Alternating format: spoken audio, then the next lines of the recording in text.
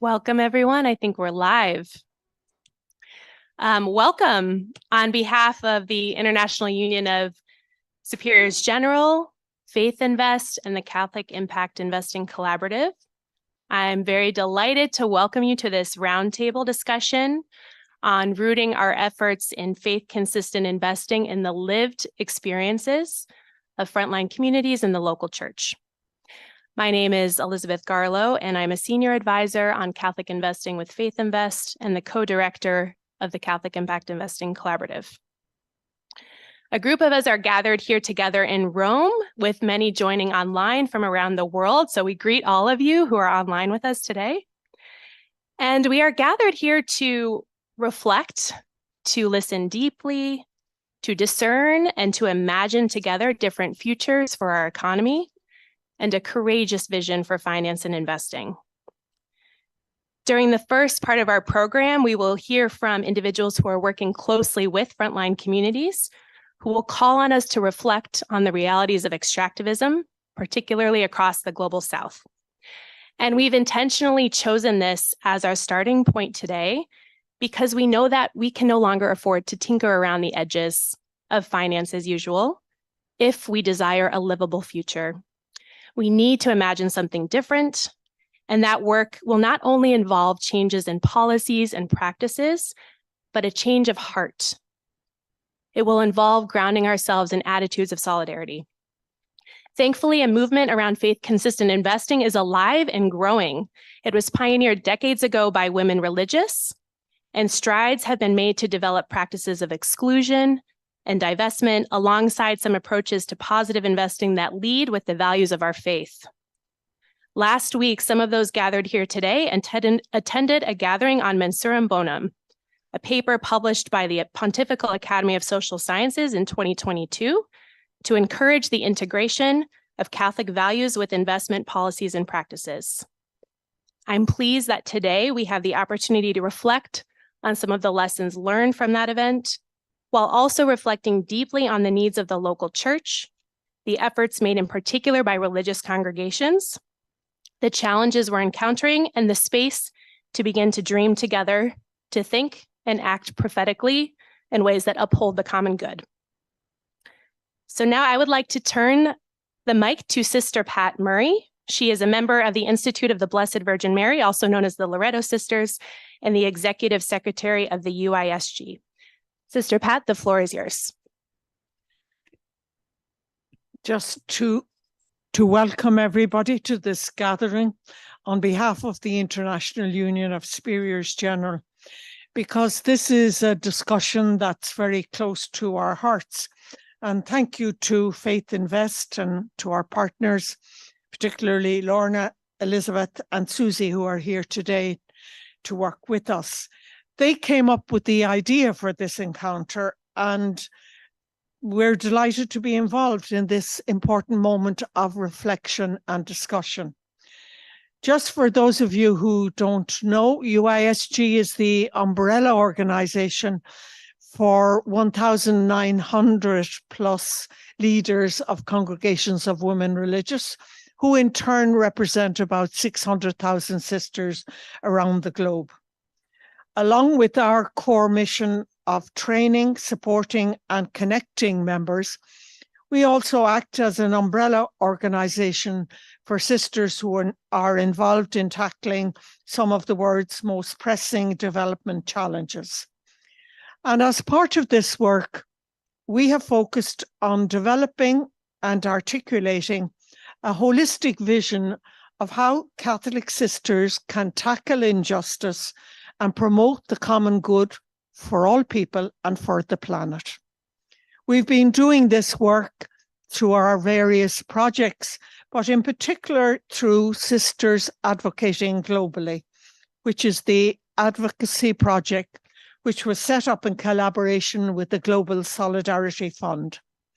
And the aim of this project or initiative was to empower sisters to channel their outstanding grassroots involvement towards sustainable systemic change.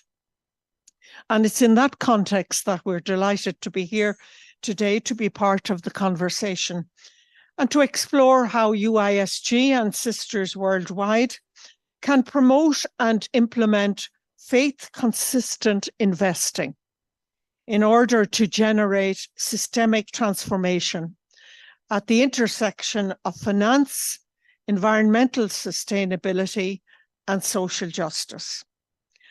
I have here in front of me a pencil. Many, you all have, all those in the room.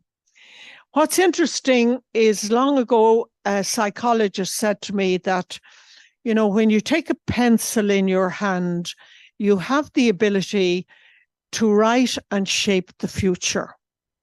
And I think it's also significant that on this card is a quote from Pope Francis.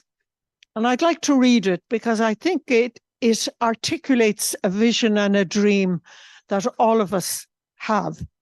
Pope Francis says, plant dreams, draw forth prophecies and visions, allow hope to flourish, inspire trust, bind up wounds, weave together relationships, awaken a dawn of hope, learn from one another, and create a bright resourcefulness that will enlighten minds, warm hearts, and give strength to our hands. And that's my prayer for us today, this afternoon, or this morning, wherever you are in the world, as we begin this event, and we look forward to making this vision a reality, particularly in the area that we're conversing about today. Thank you very much indeed. Thank you. Thank you very much, Sister Pat. And now I will invite Dr. Lorna Gold, the CEO of Faith Invest, to share some opening remarks. Thanks. Thank you, Elizabeth. Can you hear me okay? Yeah. So a big welcome from Faith Invest to this event. We're absolutely delighted to be here today and to be collaborating in this important initiative with all the various partners, and in particular with UISG, who've offered us this wonderful space to meet together and to enable us to meet online with hundreds of people who are joining us from right across the world. Our gathering here today is very timely indeed. It's coming right after the plenary meeting of the Synod, in which there seems to have been an outpouring of the Holy Spirit, a spirit of profound listening. And it comes right before COP28, where we have so many questions about the direction that the world is going in relation to climate change and the climate emergency. And we now know that the Holy Father will attend that meeting. Such is his concern for the future of the planet. In fact, Thomas and Sue, who will give the opening prayer afterwards, the Executive Director of the Laudato Si movement, and myself, were with a private audience with the Holy Father just this morning to talk about the Laudato Si movement, about the COP that's coming up, his attendance, and many initiatives on Laudato Si. I was really struck in that meeting that the Pope brought us quite quickly to talk about the role of finance and investments in the current crisis that we're facing. And also to alert us, as he always does, especially in Laudato Deum, about the urgent situation we're facing. The Pope told us a little story about a dancing monkey. He said that in Argentina, street performers have this little thing, or they used to have this thing called a dancing monkey, where people had to put the money in to make the monkey dance. And there's a saying in Spanish, in Argentinian, I don't know, Thomas can tell us, that it's money that makes the monkey dance. And I think that he is absolutely right. That how we think, how we deploy our resources, our finances, are a critical part of the problems we face today. They're driving us to the precipice. And this includes our investments as faith-based organisations, as religious orders, as church institutions. We need to ask ourselves, are our investments fueling conflict and fueling environmental destruction? Given the scale of faith-based investments, I think we can pretty well say that we are part of the problem, a major part of the problem. But this has to empower us now to recognise we can be a major part of the solution. And that solution starts with examining our faith basis on which we make our decisions. What are the values? What's the mission? And how does that intersect with the solutions in terms of our investments and our finances? And as you say, or Pope Francis said, Sister Pat, we need to learn to dream, because this sector, more than any other, is crowded with many people who want to tell us what's possible, what's not possible, what's expensive, what's not, what's unrealistic. But we need a space like this where we can think together and we can listen to each other. And in particular today, we can hear in that spirit of synodality the voices of those most impacted by those decisions we make in relation to our investments. Knowingly or unwittingly, we're all interconnected. So we want this to be a space of listening, in particular to those from the peripheries, recognising the scale and the urgency of the transformation we need, and recognising the role of religious sisters and brothers, and all of us, in coming up with prophetic and practical ways forward. Thank you very much.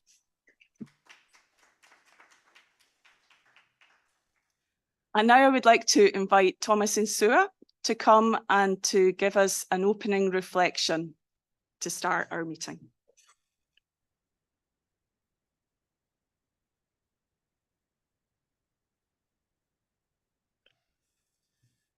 A great joy to be with you all. Thank you, Elizabeth, Lorna, Sister Pat, and so great to see so many friendly faces here in the audience. So great delight to share just an opening thought, an opening prayer perhaps. And yes, as Lorna shared, we had a wonderful audience just a few hours ago with Pope Francis. And as Lorna mentioned, was such a striking call to action. He was repeating these messages from Laudate Deum about the urgency of the crisis, how the cry of the earth and the cry of the poor are growing desperately urgent. I mean, more urgent as the days go by. And I like maybe here to share this quote that I think it's important to name as well, that of the damage that is already there in place. So I'll read from this slide.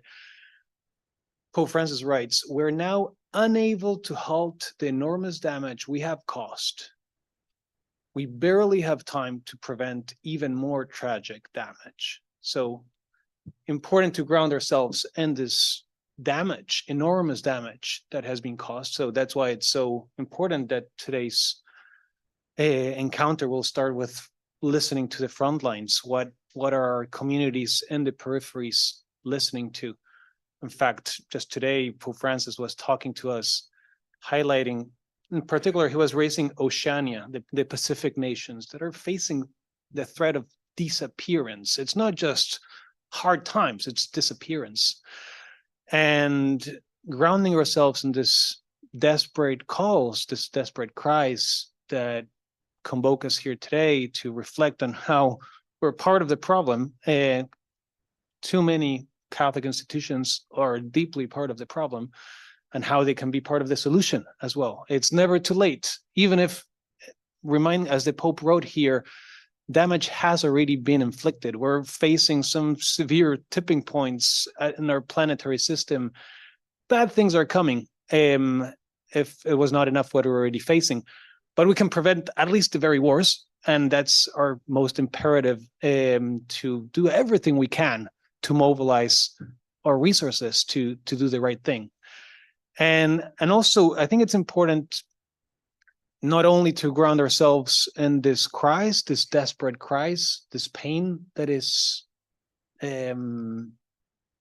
calling us to take action, but it's also this love, this profound reverence to this wonderful home, this natural world that we were given as a gift. So here I'd like to maybe pull this second quote from Laudate Deum. Pope Francis writes, "The world sings of an infinite love. How can we fail to care for it?" Here also reminding ourselves as Catholic institutions that this is imperative to care for a common home is not only born of it's prevent damage, but it's also born out of love, out of this, again, reverence for this sacred home, this wonderful gift of creation that we were given. So in that spirit, perhaps I'll just stop here and invite us to pray together. I invite us to all read together this wonderful prayer from Laudato Si, our prayer for our earth. You know, it's a closing prayer at the end of the encyclical. I invite you to join me and let's pray all together with these wonderful words that the Pope gifted us. All-powerful God, you're present in the whole universe and in the smallest of your creatures. You embrace with your tenderness all that exists. Pour out upon us the power of your love, that we may protect life and beauty. Fill us with peace, that we may live as brothers and sisters, harming no one. O God of the poor, help us to rescue the abandoned and forgotten of this earth, so precious in your eyes. Bring healing to our lives, that we may protect the life and not prey on it, that we may sow beauty, not pollution and destruction. Touch the hearts of those who look only for gain at the expense of the earth and the earth. Teach us to discover the world, each thing, to be filled with awe and contemplation, to recognize that we're profoundly united with every creature. And as we journey towards your infinite light, we thank you for being with us each day.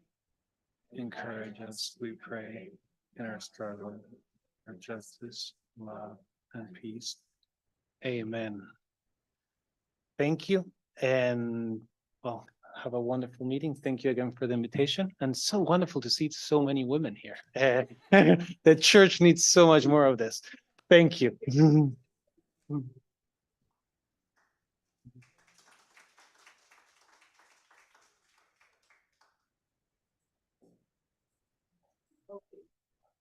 I'd now like to invite our first panelists to come up and join me. So that's Sister Alessandra Smirile, Sister Mamali Farr, and who's my third panel? And Lindlin, who's going to be online. So Sister Alessandra and Sister Mamali Farr.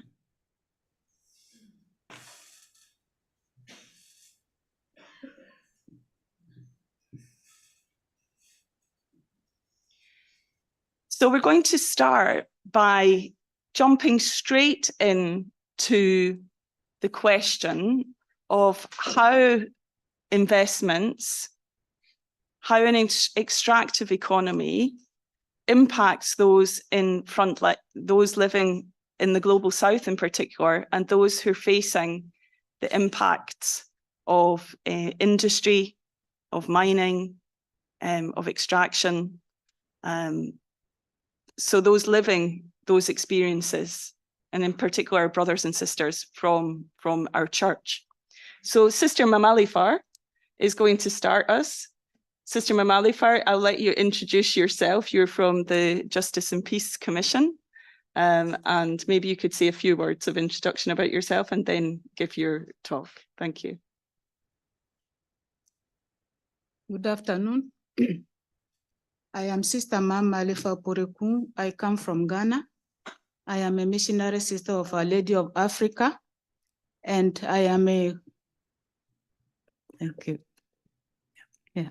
a co-executive secretary of Justice, Peace, and Integrity of Creation of UISG and USG.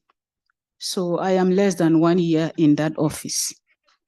I think this is enough. So the topic we are sharing with you is about the prophetic edge of our role as Catholic investors. And from my experience, I feel that a prophetic edge for Catholic investors is urgently needed to enable a paradigm shift away from economic systems geared towards the maximization of profit at all costs.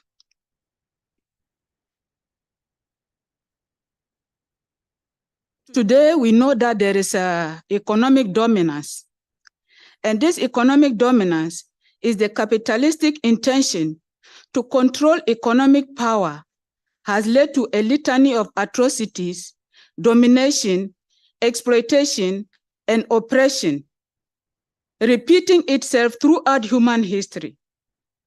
Tragically, we have not yet learned from history in order to change for the better. This lack of learning is the source of many of the systemic crises that we face today. Unfortunately, the instinct to establish economic dominance has always been hidden under wrapping papers of acceptability and normalization, paper of different colors at different times. What are these wrapping papers?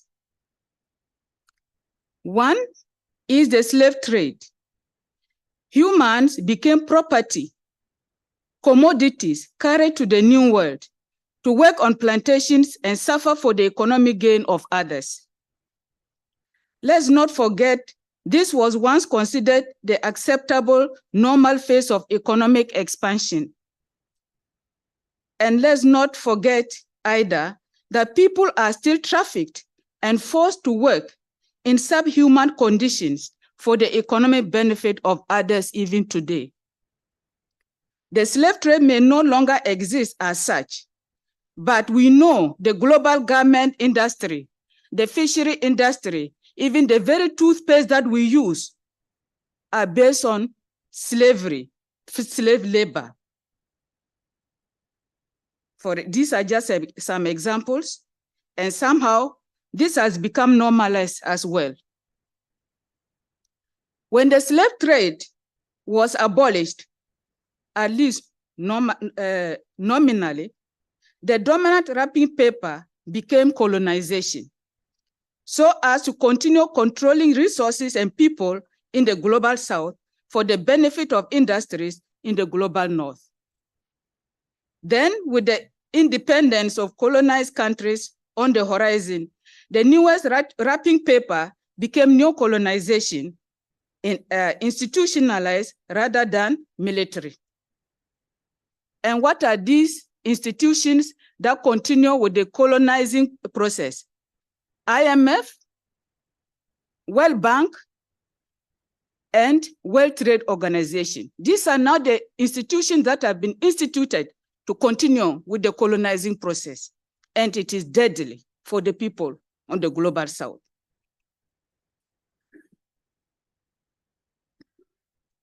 Today, democracy is in danger of functioning as mere wrapping paper, enabling interference and oppression in the lives of many for the benefit of the few. at heart, this is an economic issue.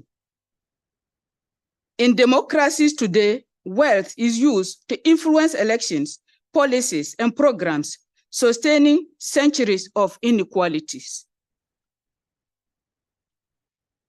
And today, we have a new wrapping paper. And that new wrapping paper is called ecological wrapping paper. As people of the church, we embrace the invitation of Pope Francis to welcome an ecological conversion. We believe the environmental crisis that our world is facing are an opportunity, an opening to transition towards sustainable lifestyles that draw on traditional wisdom to develop new models for the future.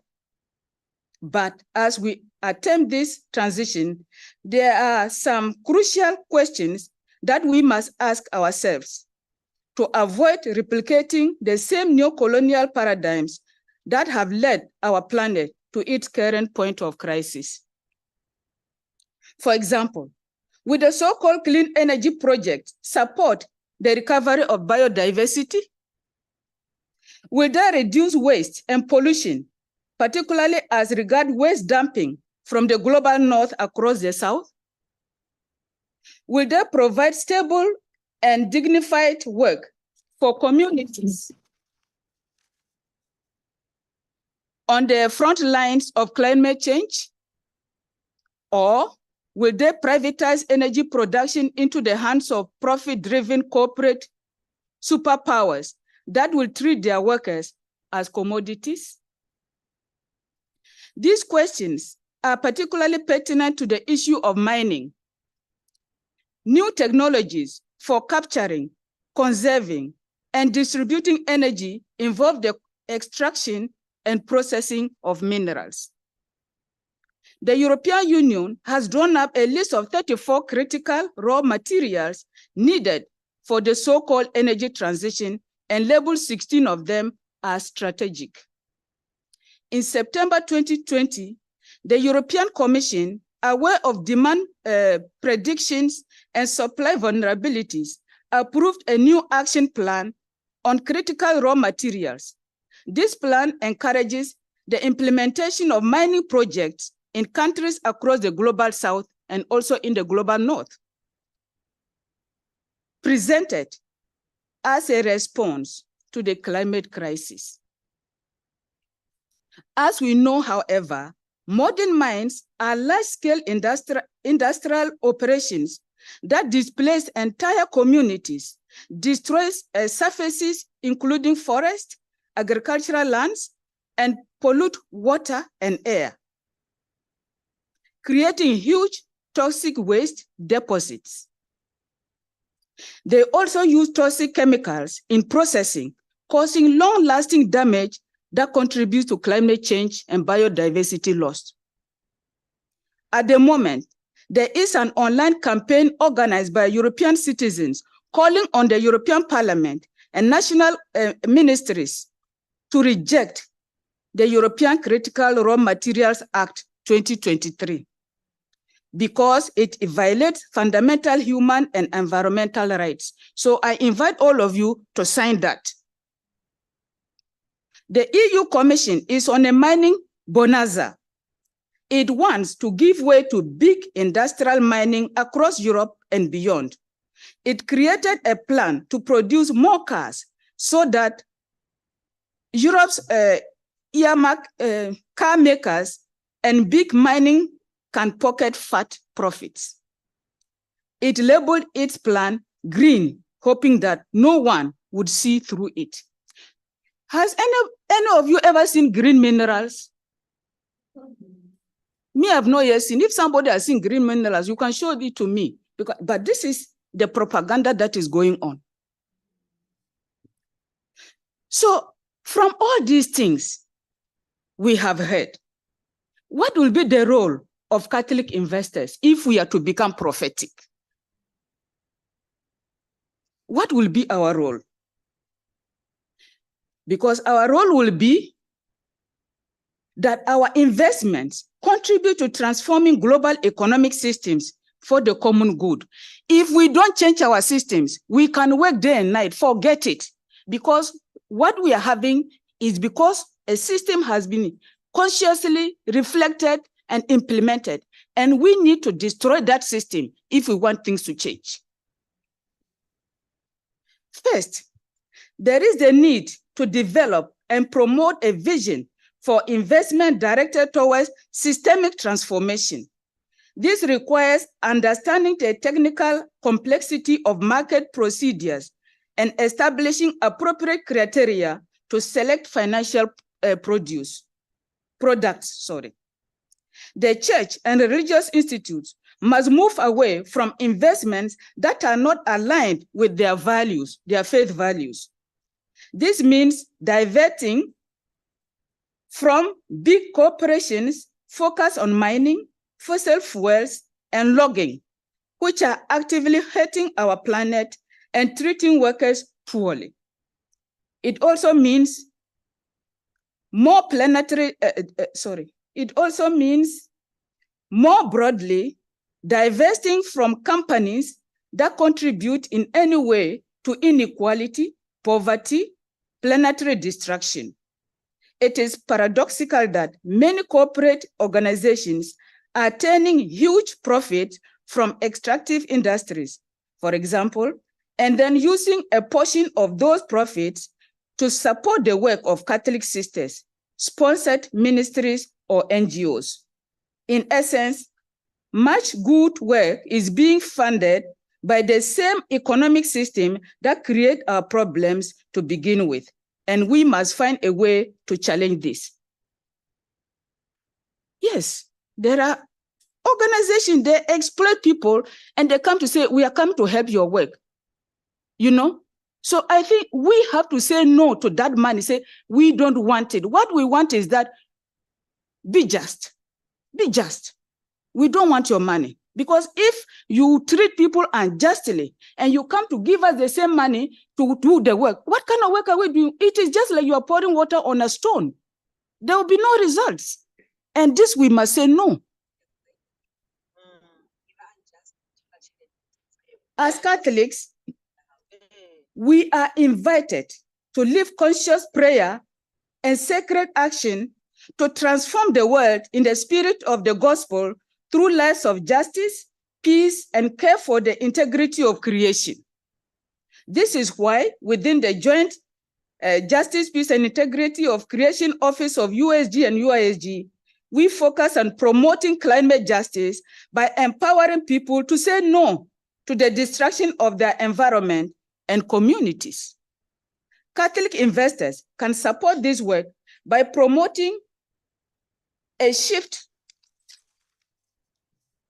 towards investments aligned with values such as justice, peace, stewardship, solidarity, care, and faith, particularly through strategies like impact investing and non-extractive philanthropy. Impact investment diverts funds towards initiatives that intentionally seek to create positive environmental and social outcomes.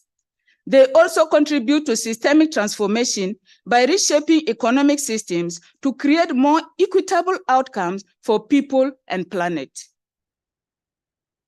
What does this mean for us, for example? Investing in businesses and organizations that care for people and the planet. Using real estate and funds in ways that contribute to a regenerative economy. Thinking systemically about our investments to address all aspects of our resources and use all our resources for mission, not just for profit. Making donations that directly support community priorities for social or environmental impact when needed, with no expectation of financial return. Investing in companies that promote responsible and sustainable practice, prioritizing fair trade, dignified labor, community engagement, and environmental sustainability. Supporting the needs of the poor, marginalized, and vulnerable through investment centered on people and on mission. Investing in ensuring food security, especially in the global south, by committing to help farmers, especially peasants, to engage in natural farming to heal and recover the soil killed by chemical fertilizers, pesticides, and herbicides, protecting and preserving local traditional seeds threatened by genetically modified seeds, endangering food security, investing in carbon fund by giving money anytime we travel by plane for projects or actions against climate change and biodiversity loss.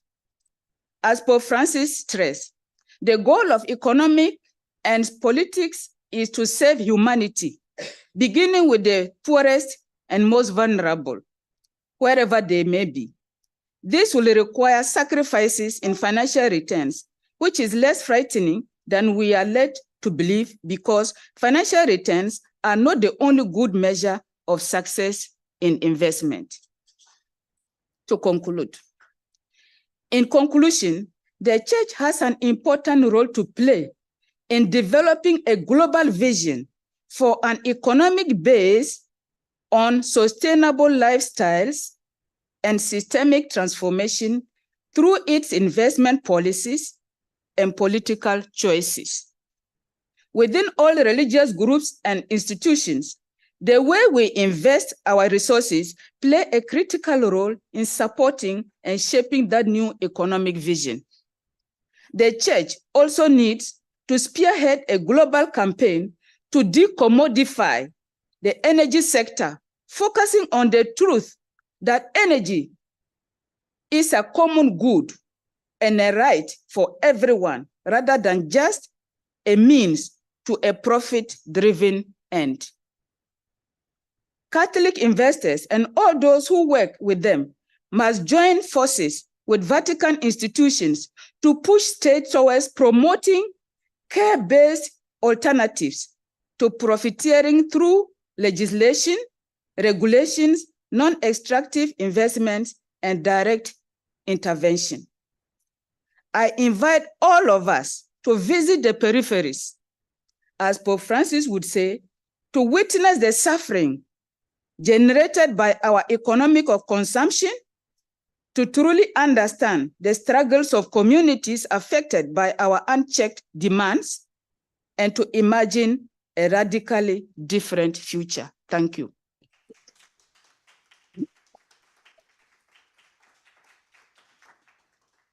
Thank you, Sister Mamali, for that wide-ranging talk and call to action, with many practical suggestions as well for us to talk about and think about in our discussion as we go forward.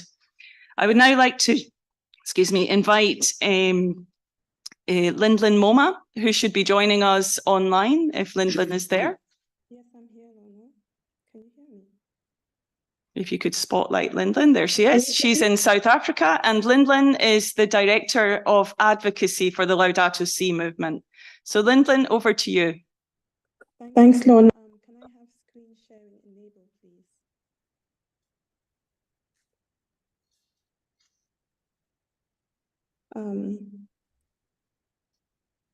Would you be so kind to help me share my screen?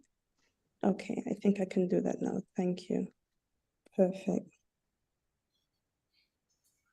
Hello, everyone. I wish I could have joined in person, but I'm here. And thank you so much, Sister Mamalifa, for that wonderful presentation, and really ushering me to talk about, communities at the peripheries that are impacted by fossil fuel extraction, and really facing climates that who are experiencing the worst effects of the climate crisis. And thank you so much, Lorna, and the Sisters of UISG for inviting me and holding this very important webinar. I just want to start by painting a picture, drawing on from where Sister Mamalifa talked about. Despite the many calls to move away from fossil fuel investments, it's really shocking to see that oil companies, obviously, Sorry, Mamalifa, one sec. Sorry, Lyndon, could you raise your voice a little bit louder? It's quite quiet. If you speak a little bit louder, it would help. Thank you. Definitely, I'll do that. So as I was saying, despite many calls to move away from fossil fuels, it is really shocking to see that oil companies still pursued investments in fossil fuels in Africa, and I'll really just spotlight Africa to talk about the impacts on communities here. But I wanted to paint a picture about the global investment in fossil fuels and just, the carbon footprints. So as we stand from 2020 up till 2022, investments in fossil fuels have rose from 3.4 billion in 2022 to 5.1 billion in 2022.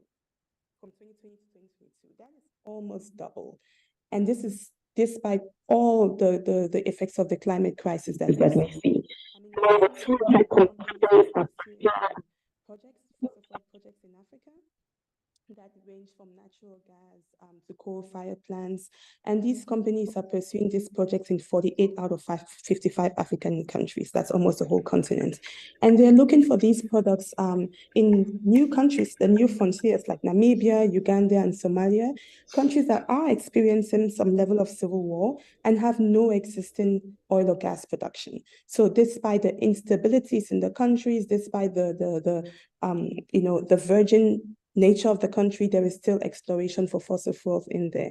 And the companies that are leading this exploration include Total Energies, Algerian state-owned Sonatrach, and Eni, which is the Italian oil major. These are the largest investors in African fossil fuel and gas and LNG.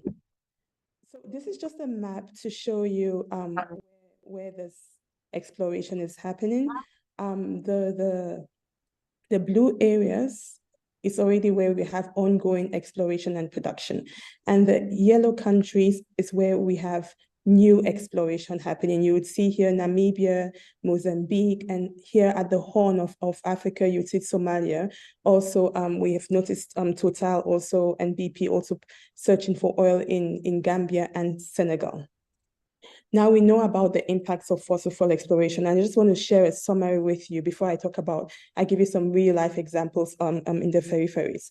Obviously, environmental degradation with a lot of pollution and oil spills and damage to the ecosystem, to the local ecosystem. One thing that has been highlighted by the WHO is the health issues that come from fossil fuel exploration and also contamination of water, displacement of livelihood. I'll show some pictures about real life experiences of displacement of livelihoods and loss of livelihoods by communities that are at the fringes or within fossil fuel exploration projects.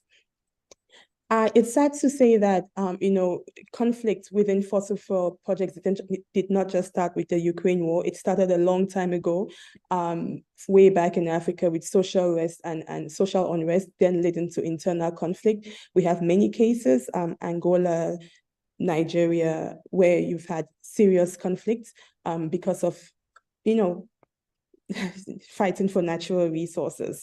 And then obviously there's the perennial question of inadequate regulation and resources, but also the cohesion between states and corporations, which can lead to corruption. It can with local governments and also with community being heavily impacted.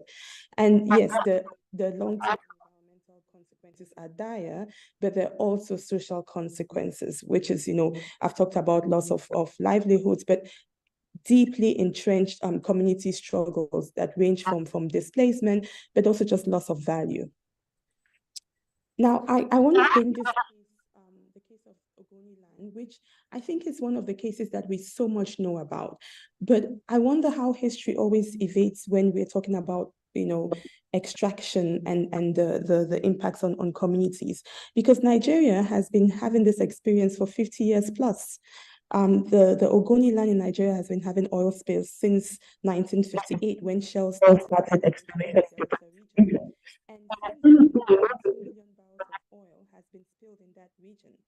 Currently, as we speak, Shell is facing over 22 court actions in the US, one in the Netherlands and one in the UK. And Shell continues to deny liability over this spillage. This is almost half a century of spillage in this region. And the impacts are still dire. These are real impacts of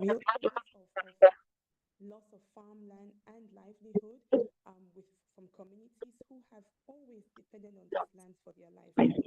And the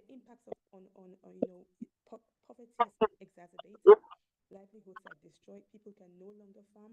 We've had interviews when I used to work in the region where farmers would literally say, I've stopped farming because there's no point in farming when you can't get anything. Obviously, if the land is this polluted, you know, if you see images of children drawing water from rivers that are, you know, layered with crude oil, like rivers that literally have black crude oil flowing through it. That's of oil exploration in these parts. And I've talked about lack of regulation and government collusion with the states that leads to some of these things. We know that human rights activists, especially environmental rights activists, are the most active in the world. And this started way back. And in Africa, I think one of the first was Ken Saro-Wiwa, who was executed in 1995 alongside 8 other human rights activists at the peak of the non-violent campaign to stop oil production in the Delta region. This was the first oil well. This is a picture of Ken Saro-Wiwa, but also beside the first oil well, which is 1959, that was dug in that region. And since then, many other human rights and environmental activists have faced severe consequences for daring to speak against environmental destruction. I must say that the campaign that was started by Ken Saro-Wiwa continues. And now actually the Ogoni people, led by the Movement for the Survival of the Ogoni People, for short MOSOP, they continue to, these communities, they continue to resist oil exploration. And Ogoni land is actually one of the only regions or communities in the world that has successfully stopped oil exploration. But the impacts are still there. We still see gas flaring around the region. We still see land which is degraded from the history of oil exploration in Ogoni land. Now, even though we know about these stories, it was really you know, the world keeps on looking at Africa as the next frontier, and this happened especially when the Ukraine war, the Ukraine-Russia war broke out, where Russia invaded Ukraine. The gas sources of European countries was kind of blocked, and Africa became the next frontier. We've seen many reports where European ministers have been advised to come to Africa to continue to, you know, explore natural resources, to fill the gap in Europe. And this is real. This is even supported, I must say, by African energy ministers and leaders of the Chamber of Commerce. Because when this started, you had the Nigerian president of the African Energy Chamber of Commerce saying that Africa is the next frontier, opening up for gas and oil exploration. So it's actually a cohesion between governments continuing the exploration of oil and gas, despite the ever-present effects of the climate crisis and the loudest, I know we the loudest calls for a stop of to stop exploring or even looking at any other new form of fossil fuel explorations. So what are we dealing with? You know, I want to also highlight the case of the East African crude oil pipeline, which is one of the campaigns that we're very much involved in. And the East Africa crude oil pipeline started as way back in 2020 with about 400 kilometers of construction of pipeline from the Kalenga and Kingfisher regions of Uganda.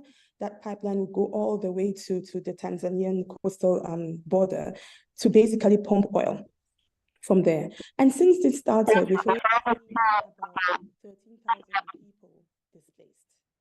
Yeah, and we've seen a lot of loss of income from people living around the Lake Albert, you know, who depend on fishing for their livelihood.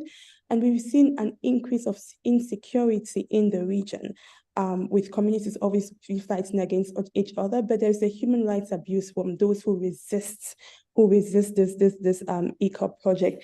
Personally, in Laudato Si movement, we work with partners in this region, and many of our partners in the region have reported of, you know, arbitrary arrests when they protest against the East African crude oil pipeline. And then again, there's escalating human-wildlife conflicts due to the oil drilling. You can see the oil drilling is actually even happening within a national park that has been granted, for oil drilling. These are just some images to show, what the current exploration is doing. You have farms which are currently flooded. You have houses which are constructed for those who have been displaced that cannot even hold their own. They can't even stand for and then the construction within the national park.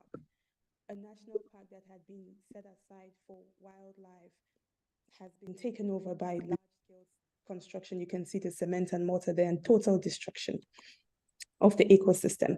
Now, just to bring in Total Energies that is leading this East Crude Oil Pipeline, they are also in South Africa, where I'm currently speaking from, exploring for oil off the coast of South Africa. And this has been heavily protested because obviously it would involve a lot of marine destruction of the coast, and there's the environmental impact assessments have shown that there'll be damages to the sea biodiversity and of course spillage, which we have seen in the Niger Delta. So there is definitely a protest, communities are standing up against this, saying they want no drilling off the coast of South Africa. These are just some of the examples.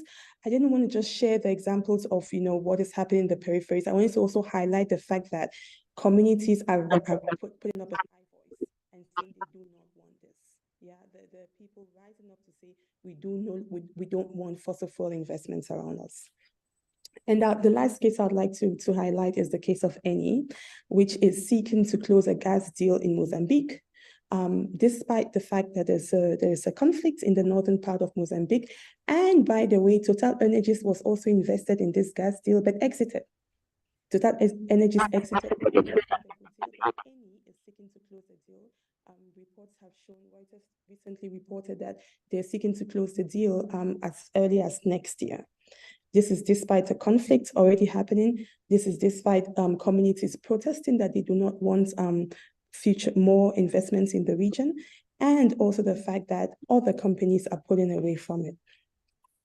So in just wrapping up this conversation around what is happening at the ferries, you can definitely, I believe everyone in the room has watched the letter. If you haven't, I'd invite you to watch the letter and hear the story of Aruna, who is a climate refugee that has been impacted by the climate crisis and has had to move around because of this, leaving his original land. And there are many other stories out there of those who have been really affected by the climate crisis stemming from oil exploration. But there's so much more that can be done. It's not just a story of gloom and doom, it's a story of take action and do something about it. So even though we're speaking from the ferries, there's so much that we can do together as a community. Obviously, the theme around this is definitely the options that face us. And I know there's going to be much more conversations around divesting from fossil fuels, changing banks that sponsor fossil fuel projects. Obviously, an invitation to join the Stop ECOP campaign, invest in renewable energy, and also to just join advocacy campaigns to speed up a just transition from fossil fuels. Next, as we go into COP in the next months, there's going to be a lot of conversations around this, but the ask is to, if the speakers before me have talked about the urgency of this, and I definitely join my voice in inviting you all to do that. Thank you so much.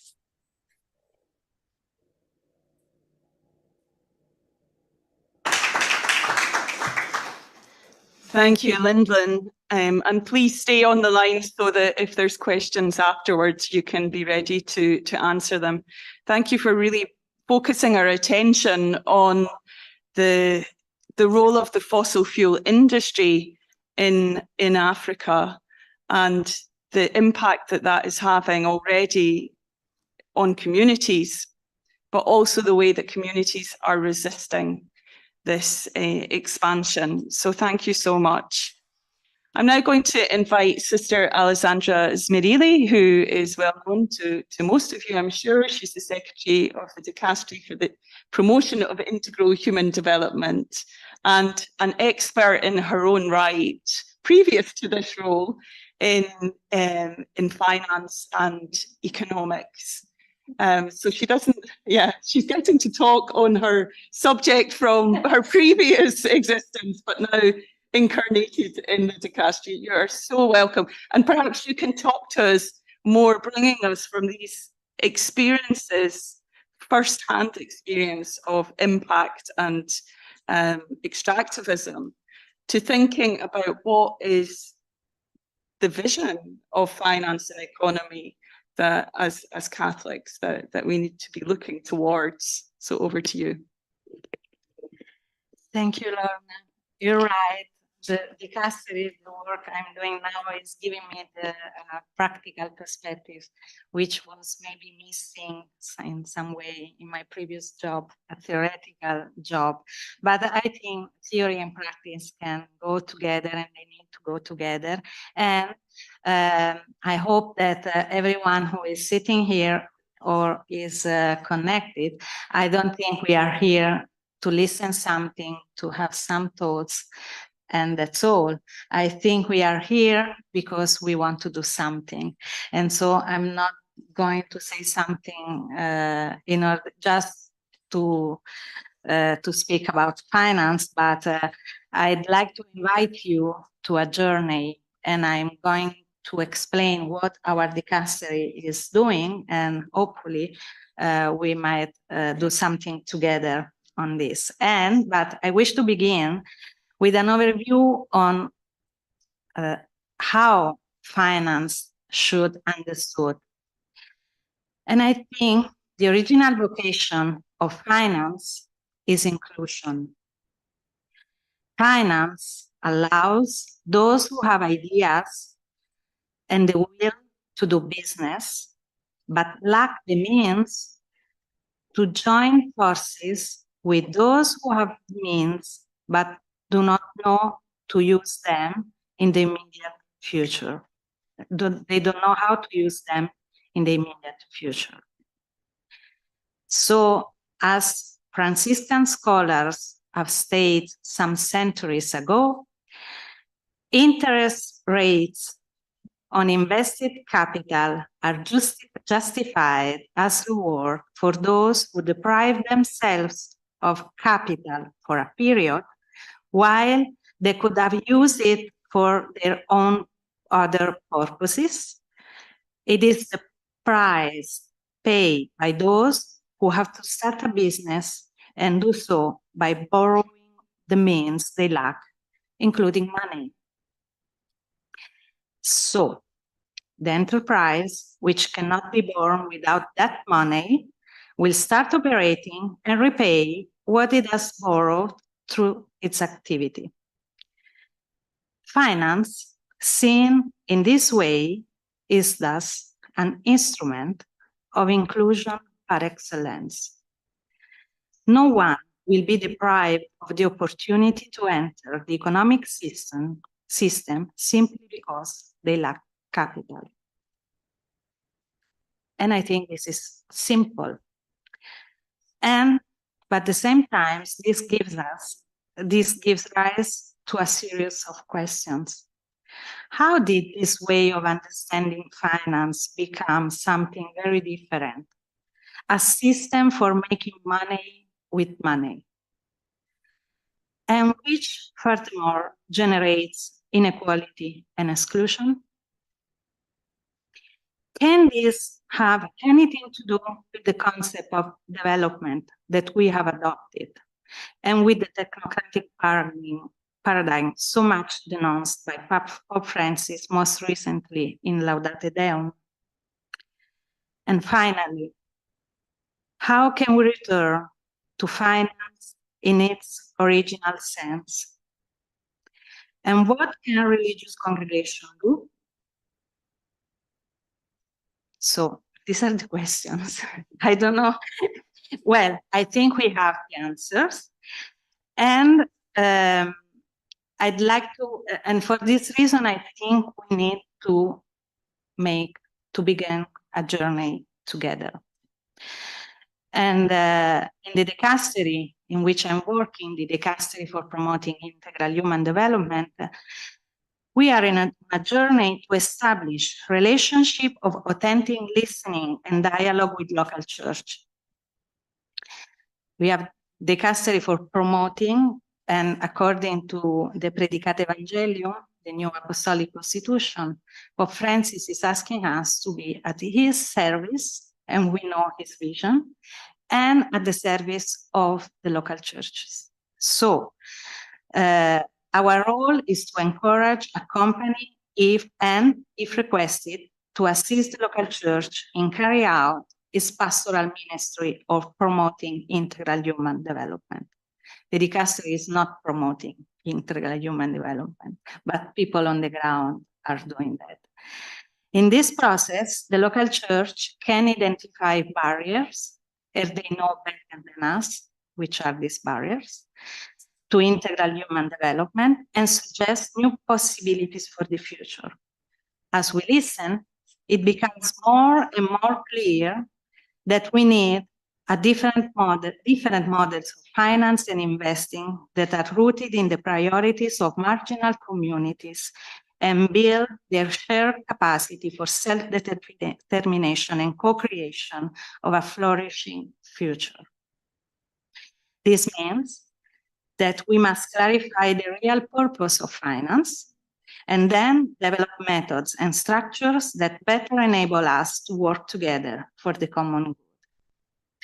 And in Pope Paul VI encyclical Populorum Progressio, we read about authentic human development. And this kind of development, we know, cannot be restricted to economic growth alone, but it must be well-rounded. It must foster the development of, we know this, each person, the whole person, as well of their communities. 21 years later, Pope John Paul II encyclical Sollicitudo Rei Socialis reflects that the heart of authentic development is a matter of humanity rather than merely economics. The purpose of economic development is to move from less human to more human condition of lives. And integral human development honors this whole person, holistic development. It integrates the various dimensions of human flourishing, including economic, cultural, spiritual, environmental, communal, and so forth. By embracing integral human development, we come to understand that our societies become more human or more developed, not when we have more, but when we can be more for others, making a sincere gift of ourselves to those who need us. And so the logic of underlying today's dominant approach to finance and investing can be summarized as the drive to grow and protect financial wealth. And we listen to practical example. This gives rise to a system that, as Pope Francis writes in his apostolic exhortation Evangelii Gaudium, tends to devour everything which stands in the way of increased profits. This is evidence from your account, Linslin Reflections. And so there are many costs. What we listened to before tell us that there are many costs to this finance as usual, and these exorbitant costs are barriers to integral human development. And so how might we transform finance in a ways that dismantle the profit maximizing logic of a technocratic paradigm and focus on fostering attitudes of solidarity and integration among people? We first need the kind of conversion which Laudato Si is calling us. This entails a change of mind and heart so as to shift from financial model which assumes that individual and institution have the right to endlessly accumulate capital and make decisions on how it should be allocated for the good of others to a model that is more participatory, inclusive, and holistic. For example, we might reconsider norms around evaluating risk and return in our investment decision making. We could seek to share risk more equitably and to understand returns more holistically, beyond merely financial considerations. This is not to discount the need for prudence. Rather, it makes room for the needs and perspectives of other stakeholders, not only the investors. And this is important. Who are the stakeholders? According to Pope Francis, it is not enough to redistribute financial resources from those who have to those who have not. Surely, this is important, but at the end, this always proves inadequate in the meeting the scale of need. It also erodes our capacity to be in real solidarity with one another. This is why, for example, Pope Francis has invited the young leaders of Economy of Francesco to be protagonists of transformation and dare to rethink the underlying structure that enable wealth and power to become even more concentrating in denying the majority of human beings the ability of co-create their future, and then imagine and try new structures. So we have a group of young economists, entrepreneurs, change makers, the young of Economy of Francesco. They are thinking, they are not only thinking, but I mean, there are scholars among them, and they are trying to change the rules. And this is very important if they do this according to the integral human development approach. There are people who are trying to do new things, and so how we can we provide this shift, or we can foster this shift? I think, and this is the 3 steps I propose, and I already tried to explain. Start with listening and lived experience. The local church and local communities can provide wisdom and insights into ways to address barriers to integral human development and to create new possibilities for the future. It's not from outside that someone can say which is the best way for a community to do something. And people in need can provide solutions which are maybe different from what one can understand from outside. And so listen, listen, and listen, as Pope Francis is telling us. Look through the lens of integral development. And so this begins with a change of mind and heart, the kind of conversion called for in Laudato Si, in order to repudiate the assumption that individual and institution have the right to endlessly accumulate capital and make decisions on how it should be allocated for the good of others, and shift from that model to one which is more participatory, inclusive, and holistic. And then be creative together with marginal communities.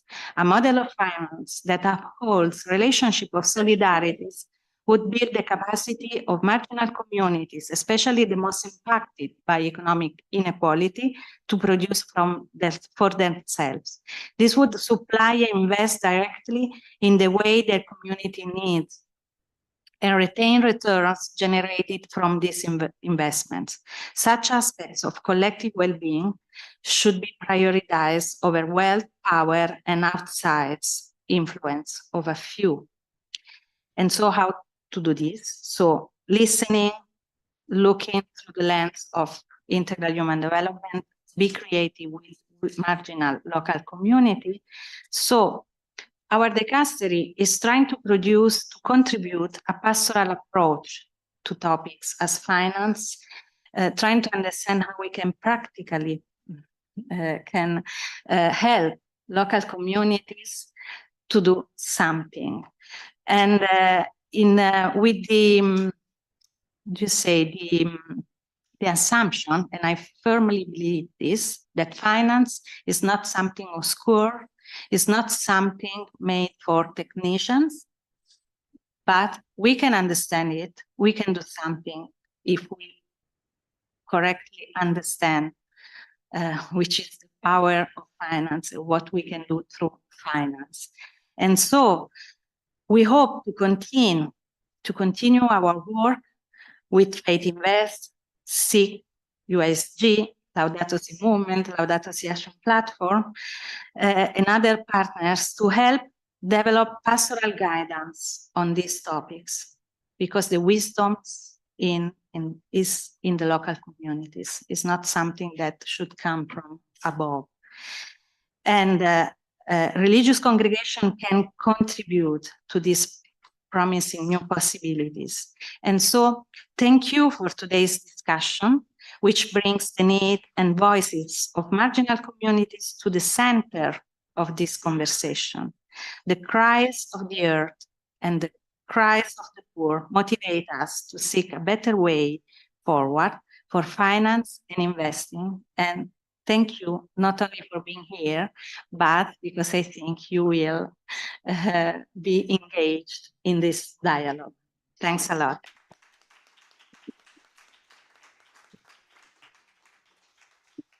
Thank you, Sister Alessandra. I think there's so much to digest from your contribution there. So much struck me from what you've said. One thing in particular around asking ourselves, who are the stakeholders in this process? Who has a seat at the table? Who's invited to participate? And I think it throws up this question of governance. How do we govern our investments? Who is part of that? Who's not part of that? And the assumptions we make. This assumption that we have the right to continue to accumulate. It's a very challenging perspective. And thank you for sharing with us what the dicastery is currently doing and the plans that you have to reflect more on this critical topic. We now have around 10 minutes for questions and answers before we break for lunch. So if you have a question, I just ask you to raise your hand, and then if you're in the room, that is, raise your hand, and then you can put the microphone on. And if you're online, if you could type your question into the chat, and we'll bring it into the room here.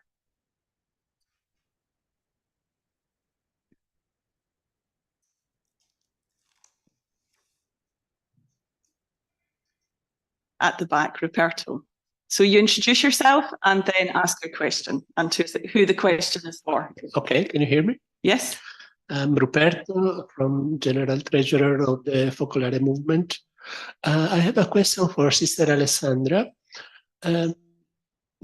You spoke about the work that is going on with the economy of Francesco and with the searching for a new paradigm, because aside from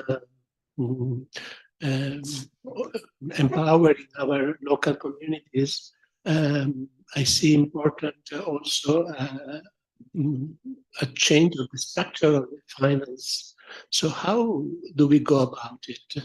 How can we address in a practical and also effective way this system, which is create a lot of inequalities, but it is also very strong?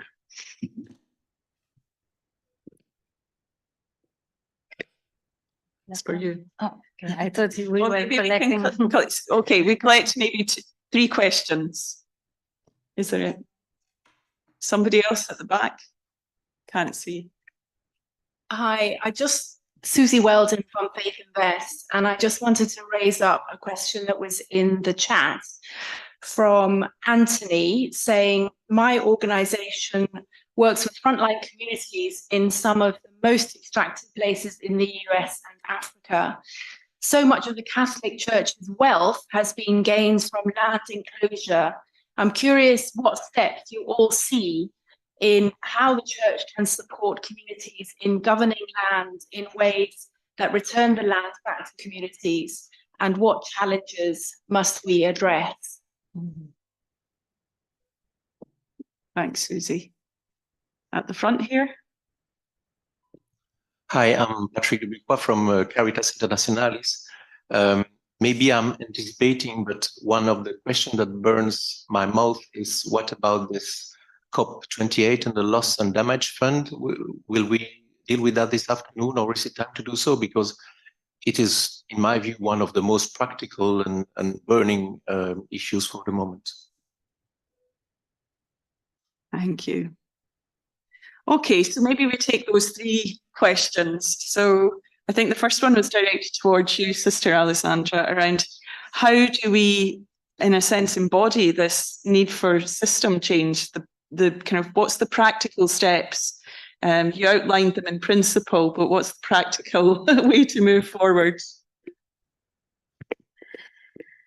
Well, you quoted economy of Francesco, and I think this is the practical way Pope Francis is showing us when he wrote the letter in 1219, not 12, sorry, 2019, in order to call, to ask young people to gather to Assisi. He says, I'm writing to you this letter because we need to change today's nowadays economy and to build a different, to give a soul for the economy of the future.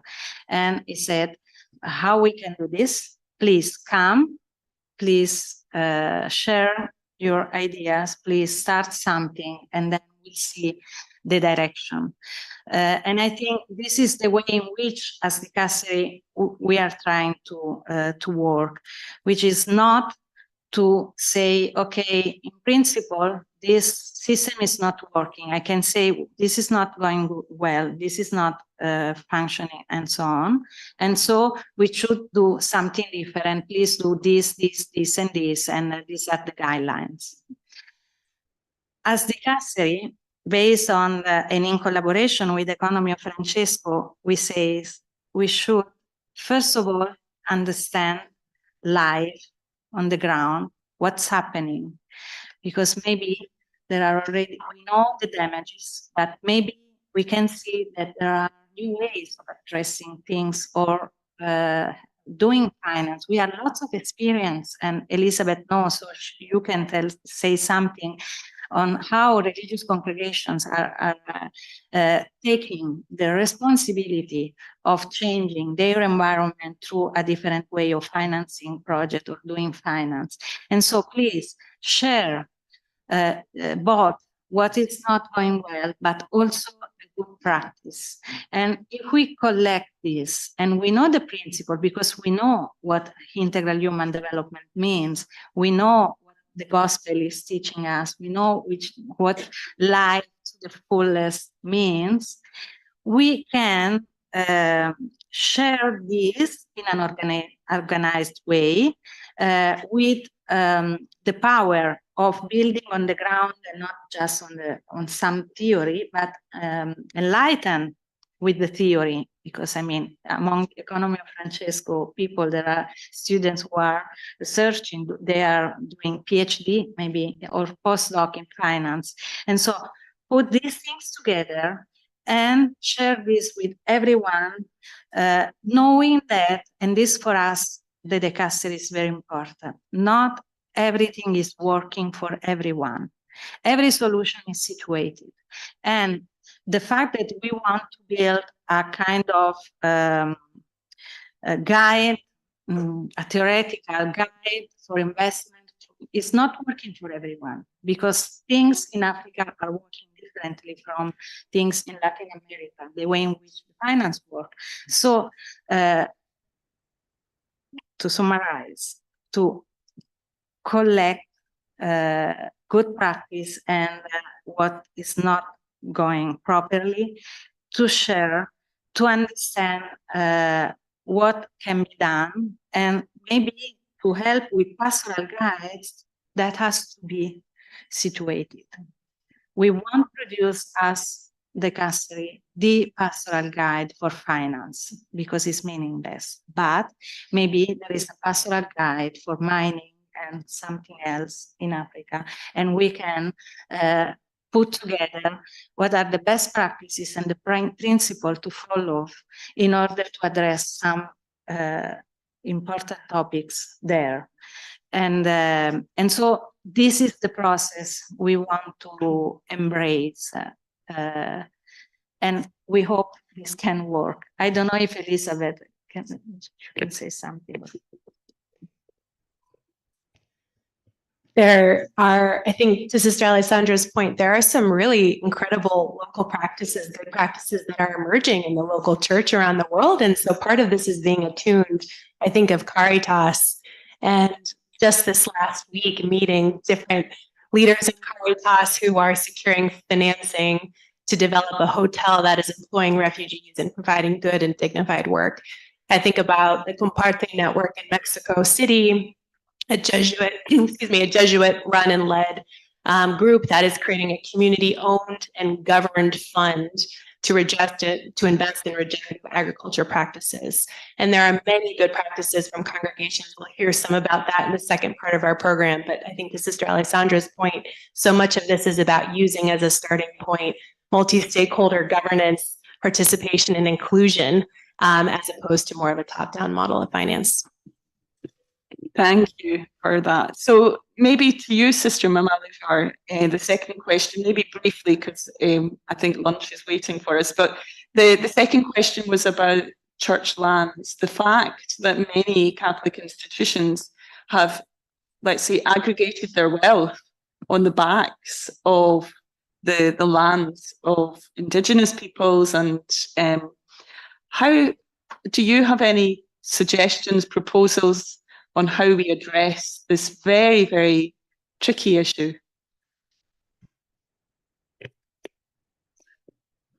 First of all, I will say I have no answer. I will just share what I think. I think we have just finished the synod, no? Synod on synodality. First step. Yeah. So what I want to say is, I think the process of this synod of synodality was to listen, encourage people to speak. You listen to what they say. And then from there, you can make a journey together. You see, so I think we need to initiate this kind of dialogue at the grassroots with the people concerned and with the diocese concerned to see if they can arrive at an agreement.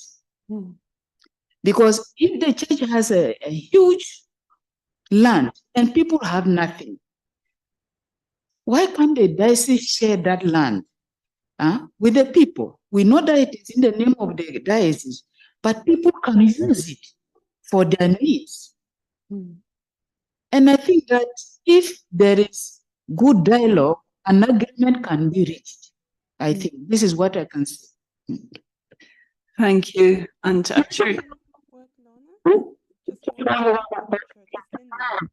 Lyndon, okay, I was going to come to you after you've answered that one, you can take the question on COP28 as well, on loss and damage.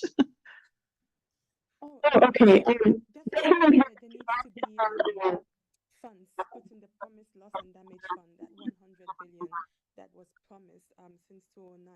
That fund has not been populated, and there is a dire need for that money. As we see, we are already like communities in the peripheries definitely need that to deal with the effects of the climate crisis.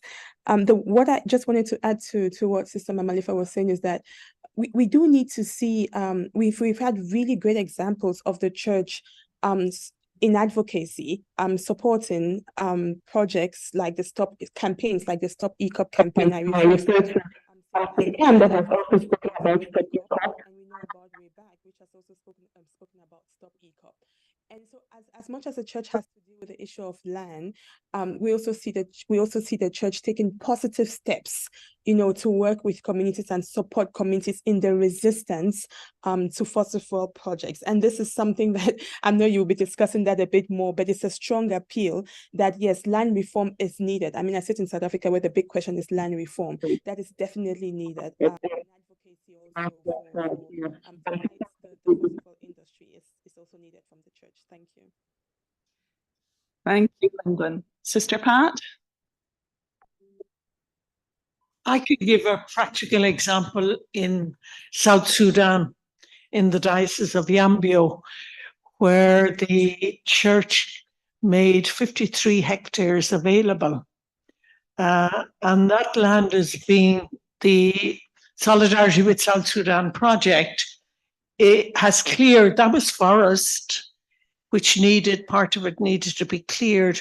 But on that land now, local people are learning who were for many years in refugee camps and who had forgotten many of their agricultural skills and how to grow and what to grow. People are learning again and on a kind of model farm, producing for themselves, also producing for the Solidarity related projects and learning how to grow and nurture their own small plots of land.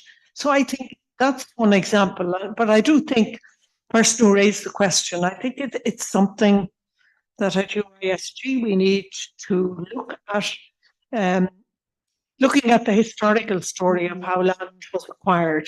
And I'm very aware in the United States where many congregations are returning their land to the local community, that they're developing biodiversity, making green spaces available in towns and villages. So there's a lot I think we as both as religious congregations and as dioceses can do. Thank you. You're out of time just now, but when we come back, we can have time for one or two more questions. So just to round up this first part of our time together, I think you'll agree with me that we've had a very, very rich discussion and rich input from all the panelists. When we come back after lunch, it's a very quick lunch at 2:15, we will then move into addressing some of the challenges that we face and the solutions as institutional church investors. Where do we go with some of these questions, these big themes that we've opened up? So a huge round of applause to the panelists.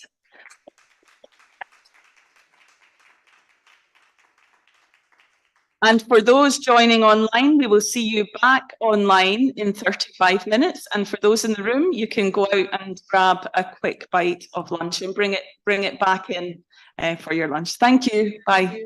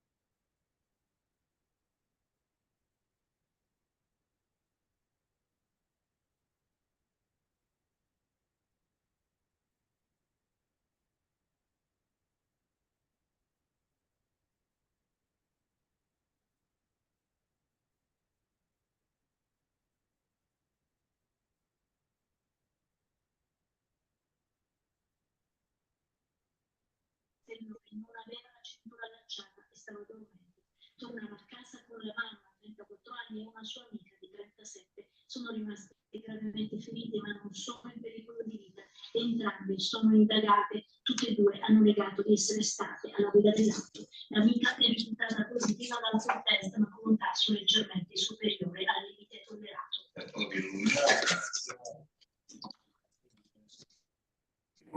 Quello di ieri è il 166esimo They have a lunch break. sulle strade di Roma e provincia dall'inizio dell'anno. Blitz dei carabinieri nei comuni di Anzio, Nettuno e da Triglia, i militari del comando provinciale di Roma hanno sequestrato beni per 3 milioni di euro possibili a Giacomo Malaffare, detenuto dagli inquirenti, punto di riferimento dell''ndrangheta sul litorale laziale. Tra i beni sotto sequestro preventivo, ville, terreni, automobili, conti correnti e una società di rivendita di autoveicoli. Atti intimidatori e incendi al fine di estorsione per passare arresti alle istituti antimafia dei carabinieri. Giorgio Specchia.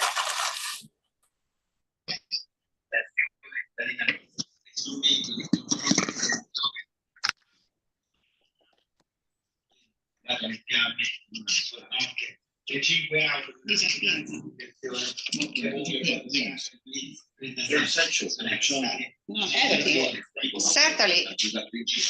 Certainly.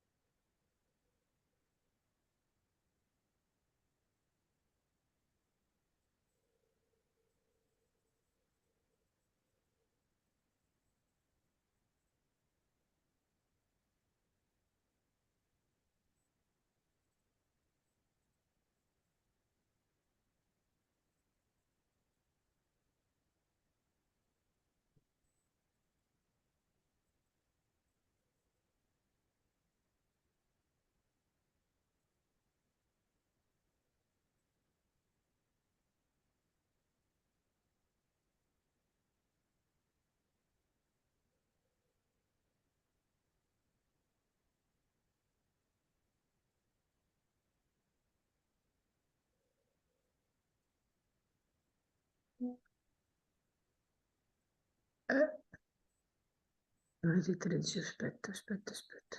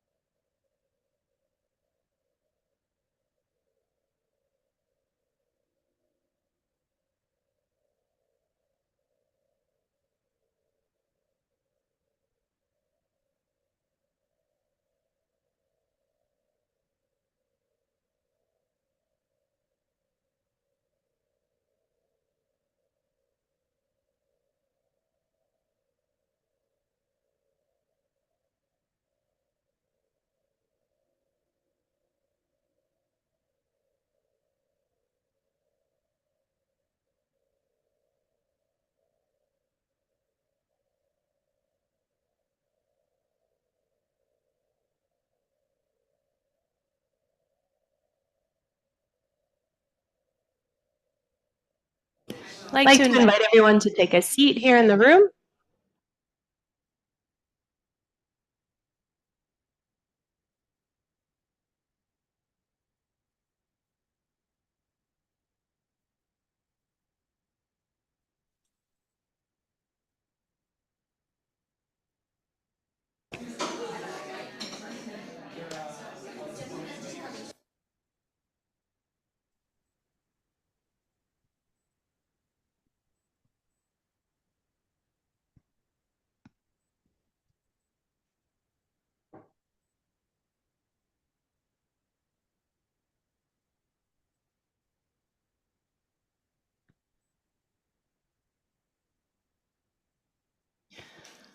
Welcome back.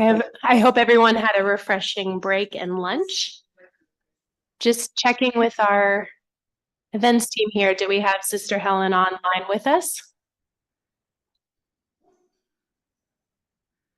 Okay, so while we're waiting to connect with Sister Helen, I'll just preview a little bit of the rest of our program here in person.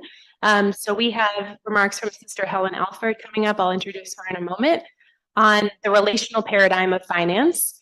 And then we will welcome everyone back in online, and we have a part 2 of our discussion, which will essentially be talking with those who are rolling up their sleeves and trying new approaches to investing. So those within congregations, within institutions, within Catholic Relief Services. So we will get into some of the practical wrestling of new approaches, some of the challenges that we're encountering with that, and discern together how to move forward.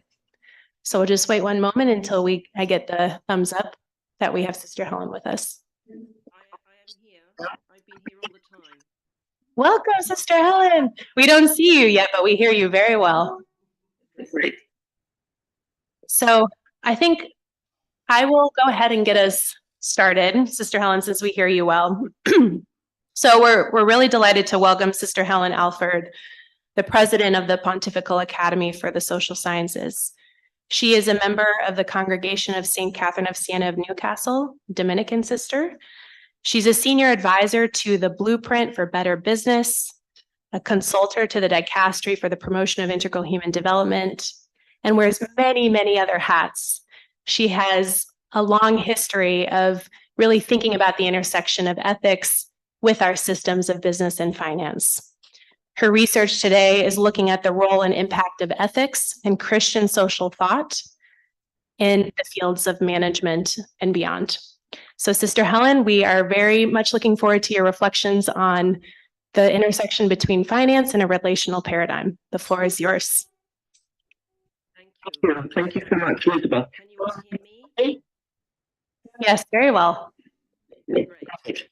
So first of all, let me just say what an honor it is for me to be in such a distinguished company, having heard these wonderful talks this morning, all the involvement that people here are having in the question of investing and dealing with the issue of investing in line with our faith, because this is really what Catholic teaching is about.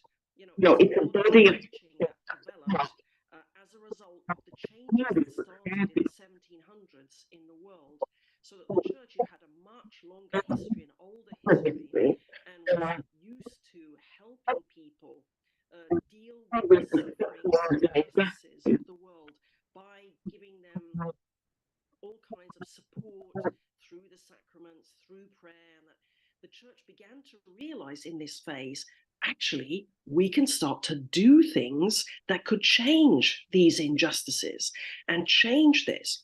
And, you know, it's fairly new in the history of the church that the church has had this realization. We've had some recent popes, you know, the last 3 have been very, very important in pushing this agenda forward. But a lot of people in the church still haven't realized how it's so integral to the living of the gospel in the world today, of living according to Catholic social teaching and doing things like using your financial resources to bring about changes for the better in the world. So it's a great honor for me to be with so many people who've understood that. You know, you're the sort of for God, you know, the people who are pushing forward the mission of the church in this sense in the world of today. Now, I asked Elizabeth and the other organizers today if I could put this phrase, searching for a relational paradigm, in the title, because it's one of the key problems with which the church has to contend in this period of history that we're dealing with, the period of history that's really influential on the financial system that we have to deal with today. You know, this is a period of history that we would call the modern period, starting from about 1750 onwards. And the key thinkers who influence modernity belong to a tradition which has a very long title, but let's just use it because we need to move on to other things, called the Enlightenment thinkers. They thought of themselves as enlightening the world. We may get back to that sometime later. Anyhow, what did these thinkers do? What was so important about their thinking? And we have to deal with this thinking today. Well, unlike all the mainstream philosophical systems before them, and unlike all the cultures of the world, apart from the ones that have been influenced by Enlightenment thinking now, but many cultures in the world today are not like this. The Enlightenment thinkers took out of the center of their thinking the community or the social group. You know, all important thinkers before that thought that the community should be at the center of our thinking about practical life. And many cultures still today think like that, represented here amongst our participants. So that was at the center of our thought. But the Enlightenment thinkers changed this. They put the individual at the center of their thinking. And they did it for a noble reason, and because of the kinds of problems that they were facing at the time. They wanted to maximize human freedom. So one of these key thinkers at the time, Jean-Jacques Rousseau, opens one of his most famous books on the social contract with the line, "Man is born free, but everywhere he is in chains." He's in chains because he's being controlled by all kinds of bigger forces which are controlling him, communal-based forces. They could be governments, but they are often religions or cultures, other kinds of impacts on each of us individually, which are stopping us from being free. So the Enlightenment thinkers wanted us to put at the center of our thinking, which became the center of modernity, the individual and maximizing individual freedom. And so all of our modern systems, all of the parts of the world that are influenced by Enlightenment and by modern thinking, we all have this as our starting point. It's become the key goal of all our society, its economic systems, its political systems. All of our systems are set up to maximize this idea of individual human freedom. We don't always achieve it. We may not achieve it very well. We may achieve it very badly, but we are always trying to aim to achieve it. Now, what does this mean? It's got two important consequences if you say we put human freedom at the center of the system, the kind of idea of human freedom that the Enlightenment thinkers had.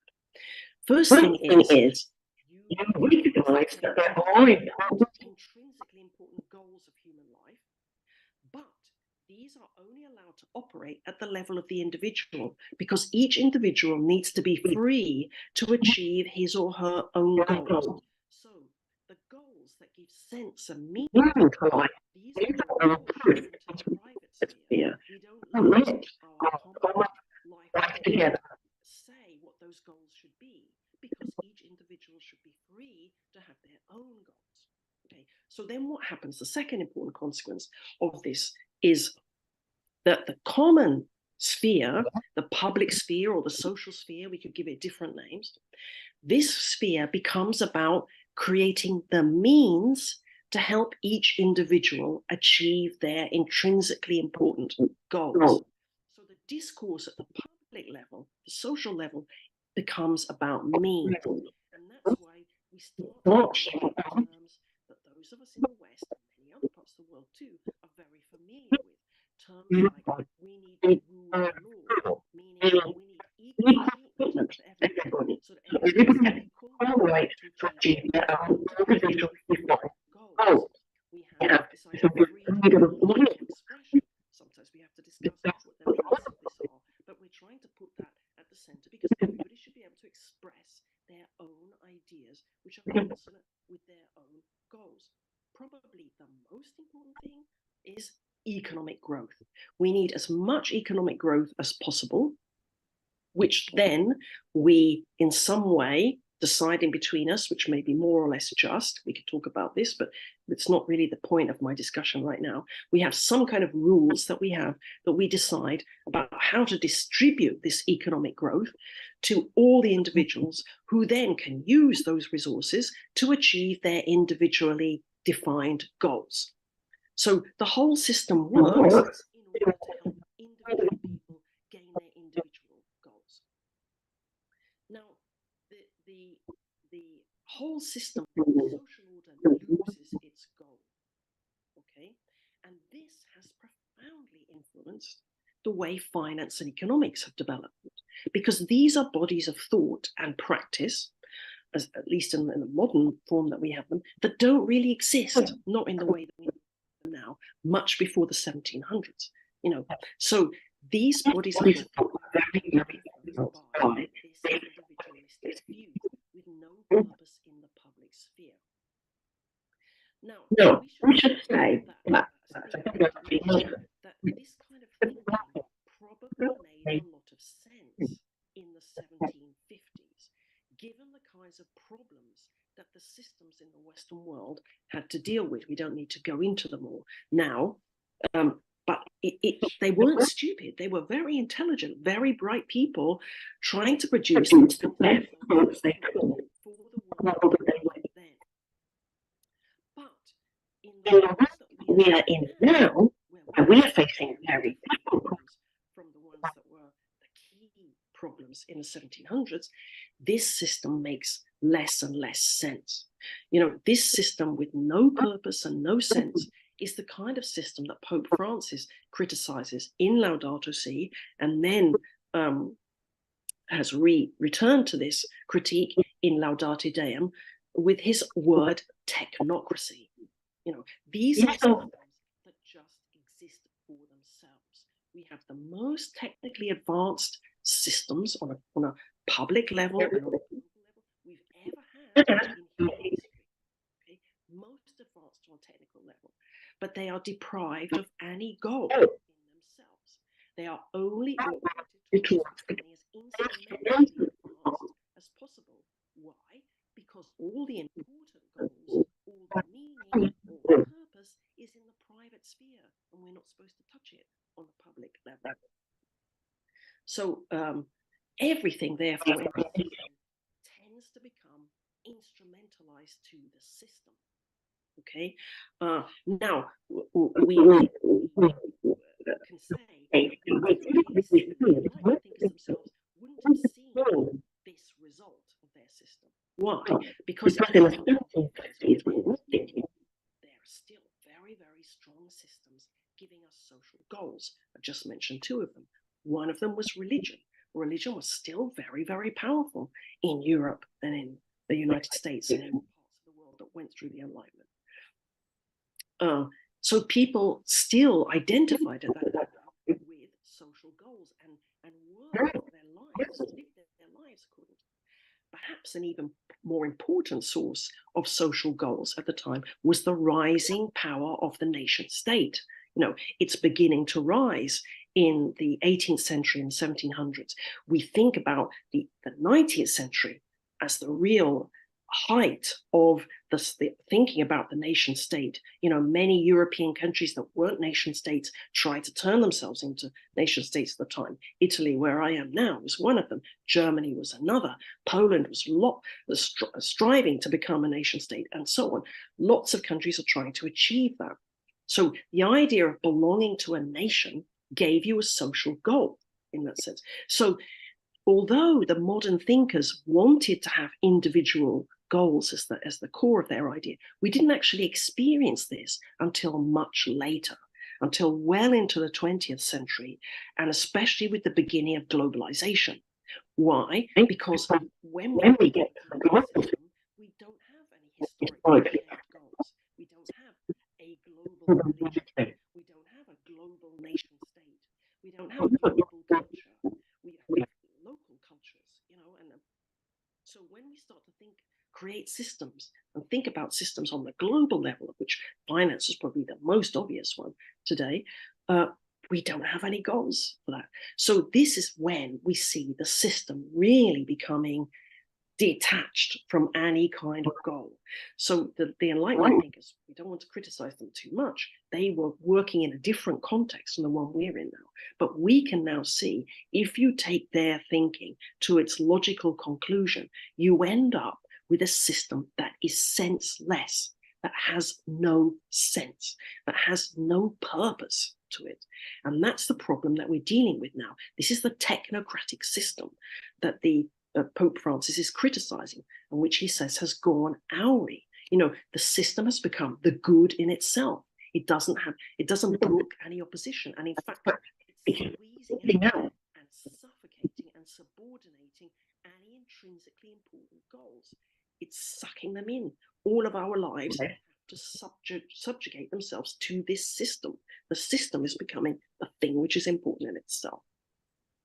So we need to change our thinking, which means that we need to change this modern synthesis.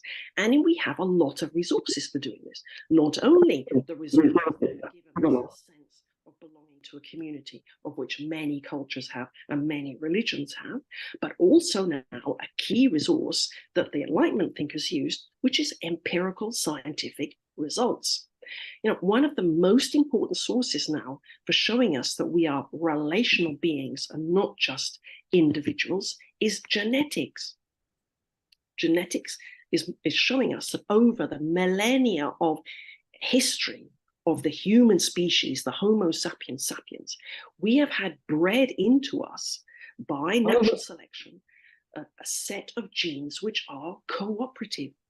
You know, and you may remember that there's a famous book written by an important geneticist about 40 years ago called The Selfish Gene, because he wrote his book at the beginning of the period of development of genetics. And he thought, because he was influenced by modern thinking, that we had genes which made us selfish and competitive and greedy and so on. But as research has gone on in the sphere of genetics, we've discovered more and more about how naturally cooperative we are, which is in fact what we actually experience day to day in our cultures and in our everyday life.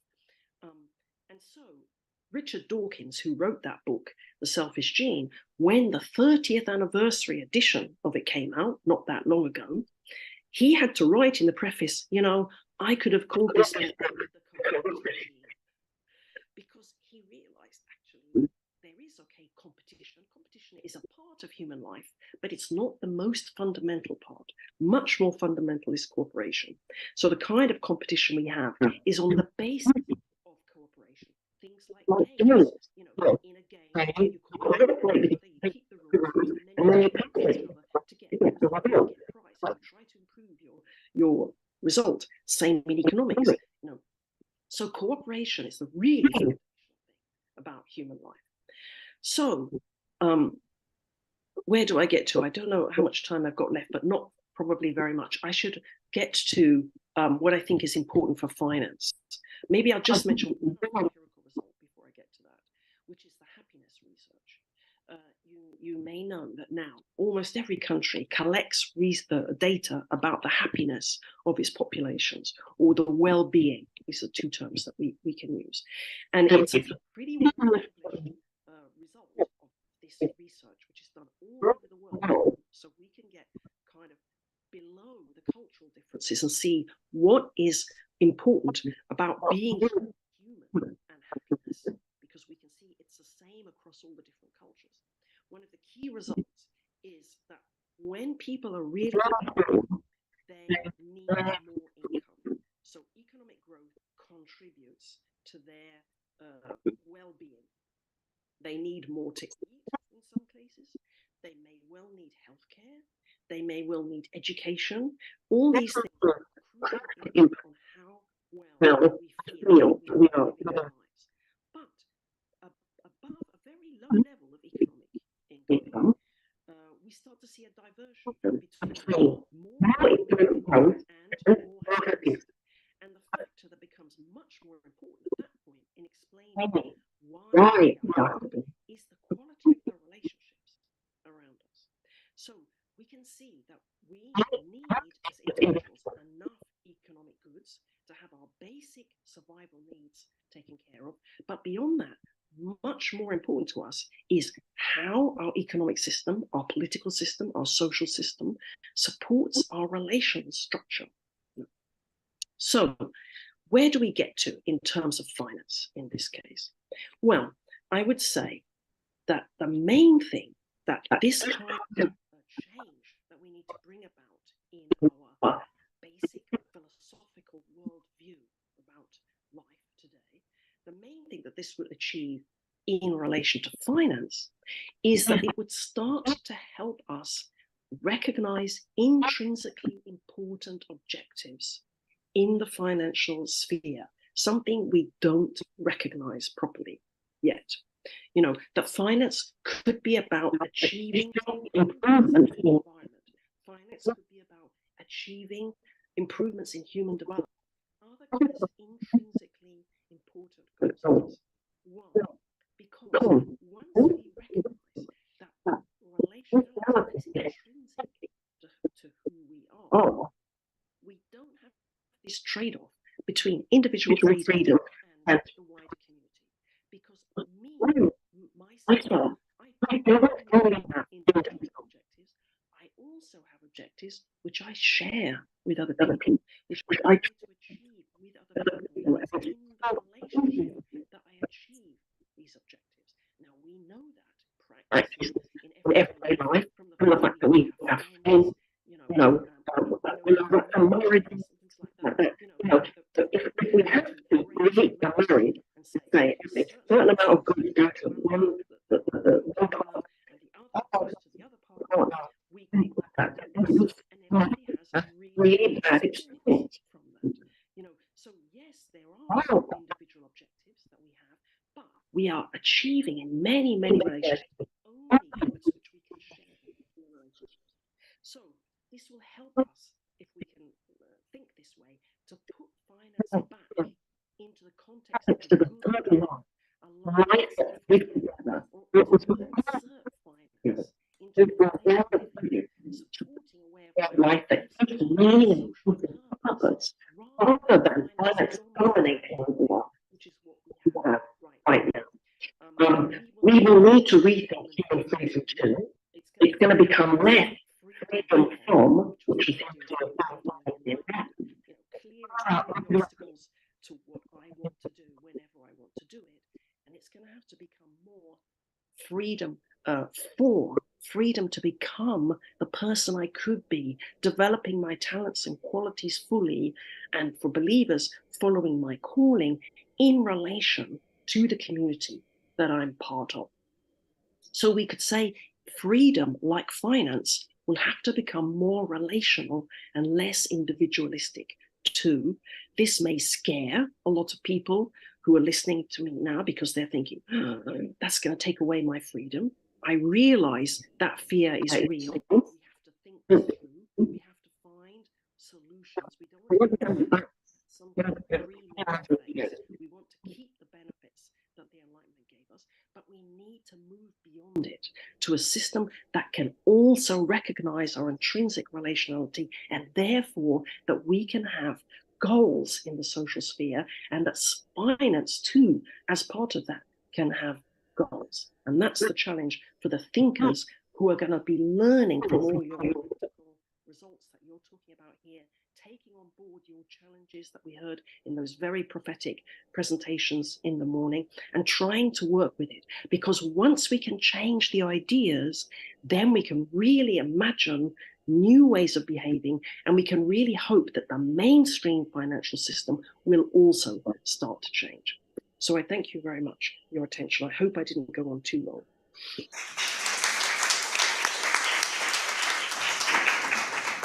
Thank you so much, Sister Helen. I really want to underscore what you shared here about in the world that we're in now, a finance system without a communal purpose does not make sense.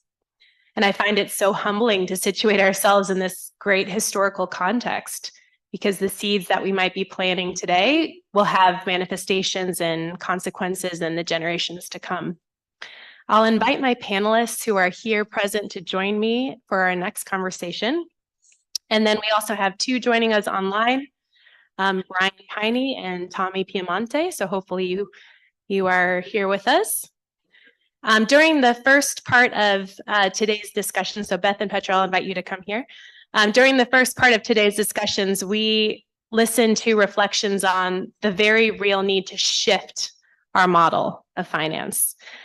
And the work to do those, to make those meaningful shifts entails with different ways of thinking, but also different ways of acting ourselves into a new system, different ways of living the questions, retrying things, and running experiments, very practical experiments.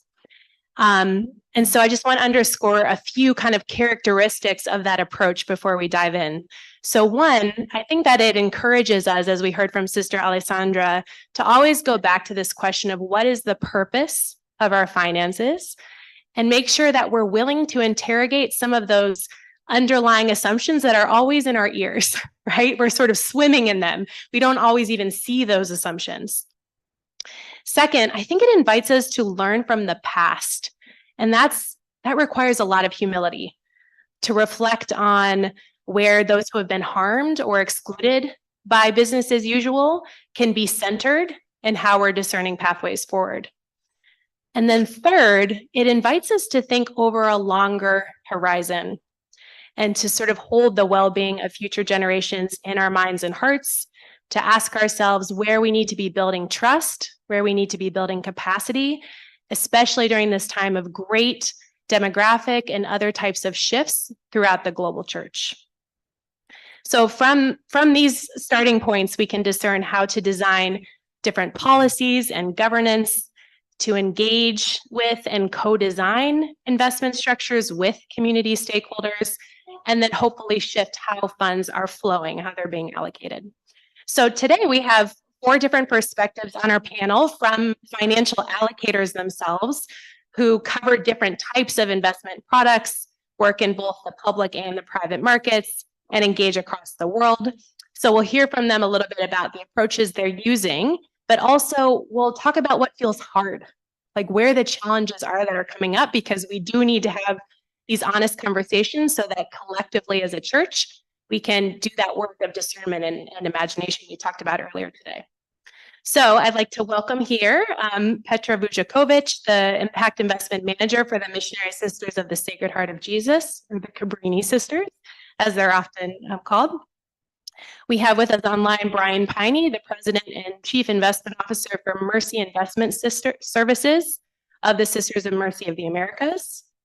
We have Tommy Piemonte with BKC, a Catholic bank based in Germany, and Beth Collins, the Managing Director of Impact Investing for Catholic Relief Services. Welcome, Tommy. Welcome, Brian. So glad you're with us. So I think I'm going to do just a couple rounds of questions with our panelists, and then we'll open it up to you all. So for those of you who are online, please share questions that are coming up for you in the chat. So first, I want to ask each of the panelists just to share a little bit about some of the approaches that you're using or that you're developing that you think are responsive to the needs of frontline communities, these cries of the earth and the poor. So Brian, I'll start with you. I know you've been engaged in dialogue and co-creation of a strategy with the Sisters of Mercy across the Americas around extractivism. So just to start, maybe can you share a little bit about how that shaped your approach to investments for Mercy Investment Services? Thank you. Thank you again for inviting me. Sorry I could not be there this morning. Mercy Investment Services, you can think of us as the investment group for the Sisters of Mercy of the Americas. We represent the sisters in the U.S., Central South America, Guam, and the Philippines. From our standpoint, the sisters back around 2010 formed the organization really as a way to decrease its costs, but more importantly, find out a way to unlock the power of its investments as a way to further the mission of the Sisters of Mercy. When you really stop and think about it, most organizations, the amount that they spend is really what furthers the mission of the organization. It does not necessarily usually use the remaining amount that sits there and is not spent every year to really further the mission of the organization. And how does one group go about doing that? So from our standpoint, I proceeded over the last decade, 15 years or so, creating a rather comprehensive social responsibility program with negative screens, implementing positive investing, so seeking companies with good and strong track records on things such as advancement of women and underrepresented populations, companies that are doing the right things from employment practices, investment policies. Also built out a long history with the Sisters of Mercy with making community-based investments at a concessionary interest rate. So the sisters have been doing this for over 30 years on areas like affordable housing, financial inclusion, microfinance, community facilities, different things along that lines. Long history also in terms of voting proxies with its stocks, and about a 40-year history of engaging companies in a wide variety of issues such as human trafficking, fair treatment of workers, water access, global climate change, and the such. Back a few years prior to Laudato Si, the sisters were working on the issue of environment, as it is one of their critical concerns. We had gone through and put on negative screens within the portfolio on coal and oil sands, but had not gone further than that.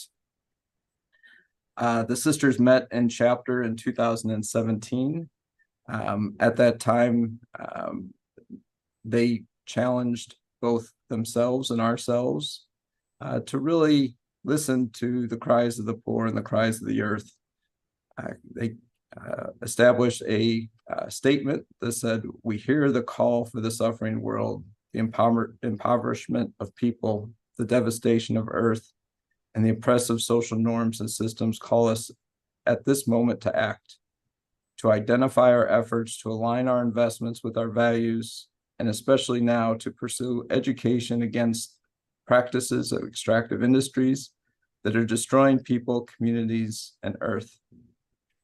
And much like our speakers earlier today, the issues regarding extractives are well known. It is a short-sighted model of development. It exploits natural resources. It brings economic profits to a powerful few and minimal benefits to the communities, while at the same time with huge social and environmental consequences.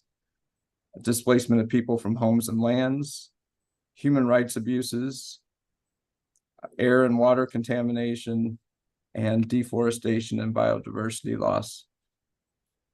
From an investment perspective, had what most people would consider a pretty successful investment program from the standpoint of we're well ahead of many other organizations in terms of what we were putting to work at the community level with things such as those community-based investment programs, through our existing negative screens, through our knocking on corporations' doors and trying to get them to be better citizens. But one thing that we seemed to do was to look at things through the lens of that of a North American organization. And so from our standpoint, really we're challenged by the sisters into a series of listening sessions with folks from Indigenous community, with sisters, with mercy leaders, really gathering to share the impacts of extractivism in their communities. And I think that's really the journey that I think I would recommend and share with others with this group, is that you approach the world through the lens that you know, and trying to expand that lens, trying to expand that vision to make sure that you have everyone at the table to be able to make the most educated, the most decisions on behalf of the greatest good. So we started with a theological reflection process, really to deepen our understanding of extractivism and the impacts on people, communities, and Earth. Had over 200 sisters across the entire Sisters of Mercy Institute, staff members, committee members, really gathered for prayerful reflection, learning and conversion, to talk about this call that the sisters had challenged us to. Themes from this conversation really centered on the goal of centering our conversations and reflections in the communities most impacted by extractivism, the role of racism, and really a call to transform the systems that perpetuate extractivism and our complicity. It really caused participants to really have a new understanding, to look through a different lens, to really ended up resulting in significant individual conversion and transformation. And it's really that challenge that I think is probably the single biggest thing that we as Catholic investors can do going forward with, is this importance of inviting organizations into relationship through conversion, to make sure that we have at the table the communities most impacted and affected, the advocates for those communities, to make sure that the internal decision makers within your organization, whether they be religious, whether they be lay, whether they be staff, are learning from those experiences, seeing those on the ground sort of experiences. Increasingly, what we've then done is to invite to the table our external decision makers, the investment consultants, the investment managers, to ask the types of questions they're not used to getting asked, and to try to push them to think beyond their lens that they are used to applying. And all of this is being done in community from the standpoint of our colleagues, our other Catholic investors, wonderful groups like Seek, groups like Faith Invest, and other institutional investors, where we're all trying to learn, we're all trying to be better, and we're all trying to make sure that the investments support the mission of the organizations that we serve. Thank you, Brian. You offered such a beautiful illustration and practice of what this kind of co-creation discernment, collective discernment process can look like, asking different kinds of questions. And I love your point about expanding our view. And for those who might not be familiar with this term concessionary, because I know sometimes there's some jargon creeps into our discussions, by concessionary, what we're referring to really is a financial rate of return that maybe sits below what would be considered a standard kind of market rate benchmark. It's a benchmark that the financial industry often kind of benchmarks its performance against. But these questions of, well, what that we were listening to earlier, what does risk really mean? What does return really mean? How do we think more holistically about it? Sometimes opens us up to think about things like what you hear concessionary. So on that note, I'm going to invite Petra in. Petra is working with the Cabrini sisters, and Petra, you've been doing a lot of this direct impact investing with the sisters. Maybe share a little bit about what that looks like in practice. Thank you. Hello. Oh, did it? Okay. Hope this works. Thank you very much for inviting me.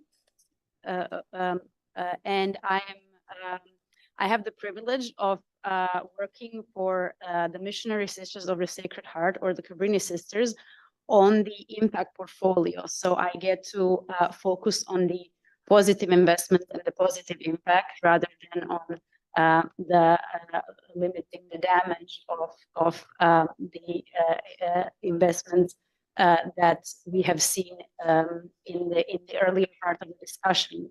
And we have a dedicated high impact portfolio which allows us in this portfolio to be more deliberate about the kind of impact we want to achieve and to target specific issues and communities that are usually overlooked or ignored by the traditional finance system.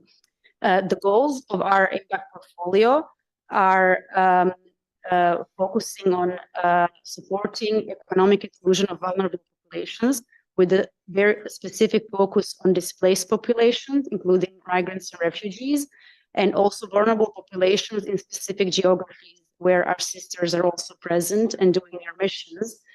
And as a third goal, on a more systemic level, to explore new models and to catalyze other Catholic investors so that our impact will go beyond just the amount in dollars that we are able to invest. In our case, impact investments typically, though not always, means private debt.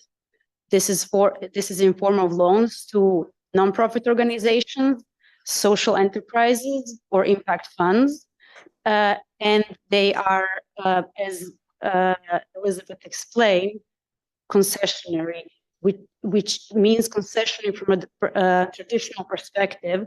In a traditional view, a finance manager would expect a much higher interest rate for investment perceived to be a higher risk. We choose in this impact portfolio not to maximize our returns, but we do seek to preserve capital. This is capital that we later will be used for the costs and needs of the institution, and we do expect the loans to be repaid. We do sometimes charge an interest rate, but the fact that we don't seek market returns allows us to redefine this risk-return equation. And in traditional finance, you always hear about risk-adjusted returns, meaning the higher the risk, the more return I need to get to compensate me for this risk. And the unfortunate part of this is that certain populations and certain geographies are by default considered very, very risky. This leads to just charging automatically exorbitant interest rates to projects in these geographies or serving these populations that at worst just completely exclude them and make projects completely unviable, or make projects viable but extracting any benefit and profit from the project, and in the end having the financial flow going back to the investor rather than staying in the community. So what we try to do, we try to first of all challenge the perception of risk. So understanding the local context and hearing from the people on the ground, which includes both our sisters, but also our local partners, understanding the context better, realizing that the risks to repayment, if you are not seeking exorbitant returns, are not as high as sometimes perceived, and that patient and cheaper capital may actually de-risk these same projects. So by charging lower interest rates, we are actually making these same projects and investments less risky. At the same time, we acknowledge that risk is always there, and that we accept higher risk or higher impact. So for higher, if the risk is higher, we will accept it if we like the higher impact achieved. We are experimenting with a lot of different models. Sometimes we have an interest rate that is reduced with the impact achieved. Sometimes it's a small concessionary interest altogether. Sometimes even no interest at all. with the goal of having this be more catalytic than just our capital, we really hope for collaboration and for sharing experiences and lessons learned with anybody who is interested in joining us in exploring this, frankly, very new area of finance where we're still learning what are good practices. Thank you.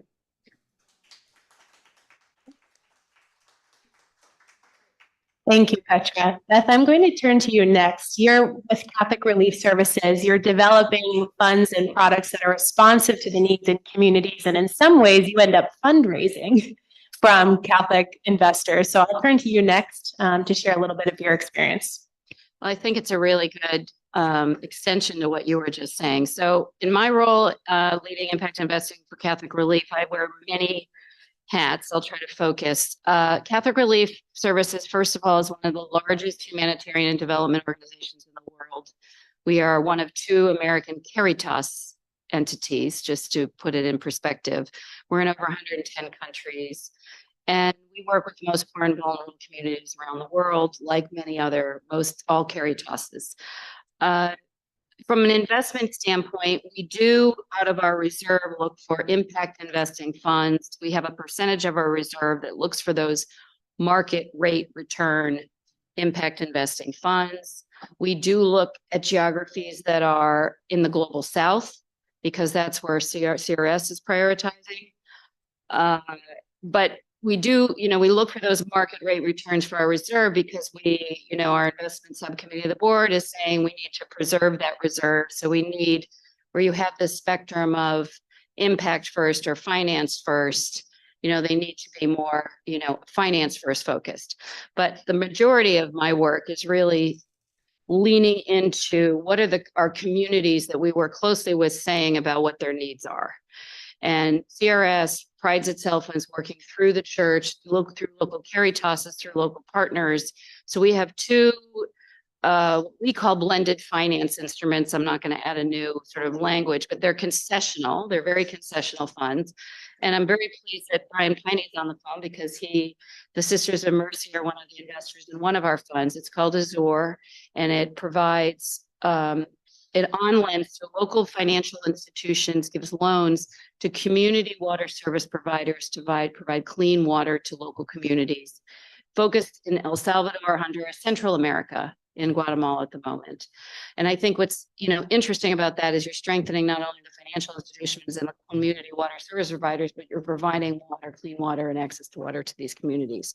We have a second fund that we're starting to develop, which is responding to the need of smallholder farmers. We have a giant footprint in agricultural livelihoods and land restoration and climate adaptation, and these cooperatives and small businesses in various agricultural value chains don't have access to finance. And so we've set up a new vehicle. Some of you will know Santa Isidro, based on the patron saint of farmers. It's called Isidro Investments, and it's making loans to these small, locally run community SMEs, small and medium enterprises and cooperatives that can't access finance for.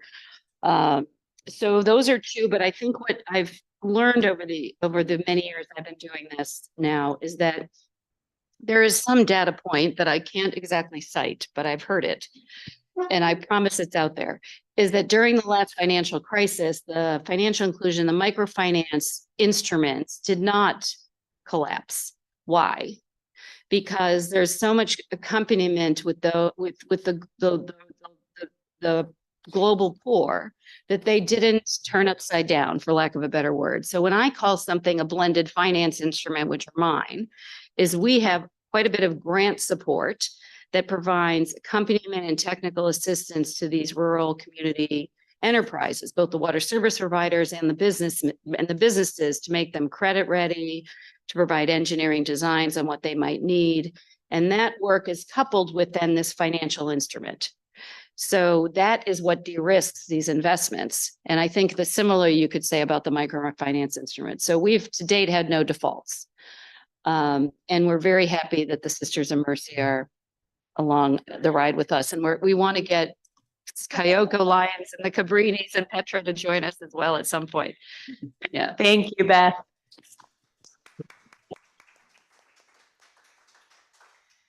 When you listen to these kinds of experiences, it really starts to change how you think about risk. Yeah. And how you think about return and what these definitions are. We're going to zoom out a little bit. I'm going to invite in Tommy with BKC Bank. I recently learned about an effort with the bank to set up an engagement dialogue with the Brazilian government that sought to raise investor voice through a coalition of Catholic institutions to protect the Amazon and indigenous people's way of life. So I'm going to ask Tommy to share a little bit about that along with his other work, but mostly to shine a light on the kind of collaboration, Tommy, that you've been able to inspire within the church that we need so much of.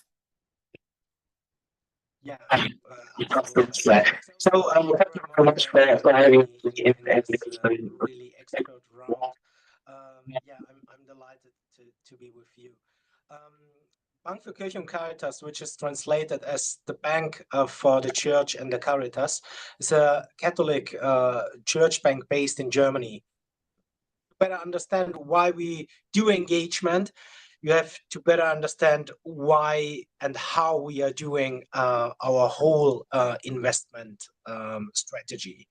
So we started more than 20 years ago to implement for all our assets and for all the investments offered for our clients to implement an ethical, sustainable investment strategy that is aligned with our Christian values, and it's aligned with the Catholic social doctrine, and it fulfills also the investment guidelines of the German Bishops' Conference.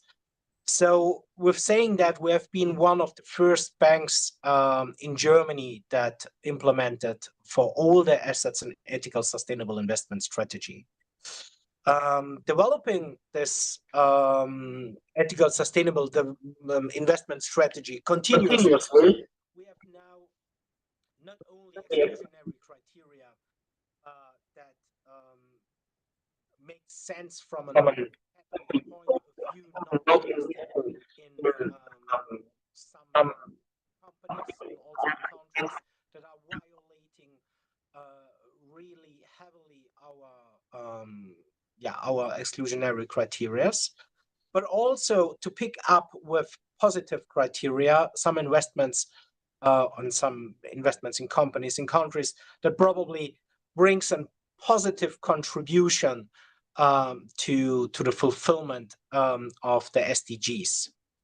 But of course, if you are not investing directly in impact investments and you are investing only or sometimes in liquid asset likes in shares or in bonds, this direct impact is hardly to achieve, or it's hardly probably to say that it resulted through your investment.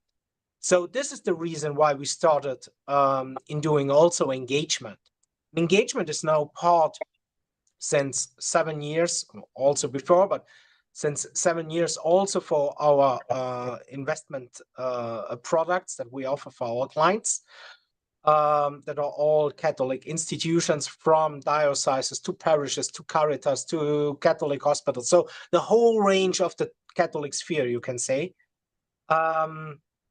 in bringing engagement activities on the floor. And what makes this special, probably to other, I would say, conventional investment and financial intermediaries around the world, is that we are doing investment, that we are doing engagement not only for companies that we are invested in, or that we are seeing material financial reasons for doing engagement, but where we see also a responsibility in bringing our voice in bringing our dialogues in, because we are a Catholic church bank. So that means that we are also doing engagement where we are not invested in, only because we think that it's important to raise our voice as a Catholic financial intermediary. And We are doing, of course, also engagement. And now I'm coming to the example that you mentioned with Brazil, with countries, which is also something I would say not really common. The normal way in doing engagement is going into a dialogue with a company about, I don't know, fossil fuels or human rights abuses or whatever. But in doing engagement with a government or with a country, it's much more difficult and it's much more trickier because it calls for you to put in more resources, put in probably a much more refined strategy to have the possibility to enter into the dialogue. Because you can imagine if the Bank für Kirche und Caritas from Germany, situated in Paderborn, which is a small city in Germany, is calling Bolsonaro from the Brazilian presidency and would like to have the way of treatment changed, which is resulting in deforestation in the Amazon and the disenfranchisement of the traditional and indigenous people, you can imagine that we would never get any response from it. So we thought about it. What would be the possibility for us to bring this really important issue to be heard? And we formed a coalition together with the Laudato Si movement and the Special Commission for Integral Ecology and Mining of the Brazilian Bishops' Conference, in forming Catholic Investor Alliance, which at the end was formed by nearly 100 Catholic organizations from 18 countries, starting from dioceses to orders, congregations, parishes, Catholic institutions, charities, Caritas, aid organizations like Miseria or Vineyard. So the whole range, I would say, from the Catholic sphere. And this makes it really special because, to our knowledge, it's the first time that a Catholic Investor Alliance of this magnitude did engagement together. And we thought that this type of investor coalition, of Catholic investor coalition, makes it much more easier to start a dialogue with the Brazilian government. And we started in sending out a letter in 2021 to several government representatives and high-ranking Brazilian decision makers to ask them to implement a really detailed action plan with our engagement demands. And yeah, it resulted really successful, I would say, because we had a lot of discussion, a lot of dialogues with really high-ranking Brazilian decision makers, from the foreign minister to the ambassador, to the Brazilian ambassador in Germany, to the Brazilian central bank, to diplomats, and so on. So a really quite range of decision makers. And also, it was our intention to raise awareness about our concerns as a Catholic Investor Alliance about the destruction of the Amazon and the indigenous rights and traditional people rights living there in the Brazilian and also international media. And this have been also achieved. We have been more than 100 times been reflected in the media, in the television, in the Brazilian television, and so on. So we raised awareness through the international press, but also through the international investor community, I would say, to raise our concerns, not only from an ethical point of view, but also from an investment on financial risk perspective, because probably I would say the conventional financial intermediaries are probably more interested in the financial risks than in their ethical responsibility. So we argumented through that towards them that investing in Brazilian government bonds or in companies in Brazil are connected with really financial risks if the deforestation of the Amazon will continue in this dimension, because the Amazon will turn into a savanna, and this will cause a lot of economical damage to the Brazilian economy. And also here we get a lot of attention and a lot of, I would say, open ears to our arguments. And this puts again pressure to the Brazilian government and to fulfill our demands. At the end of the day, we finalized our engagement by having fulfilled all our engagement demands.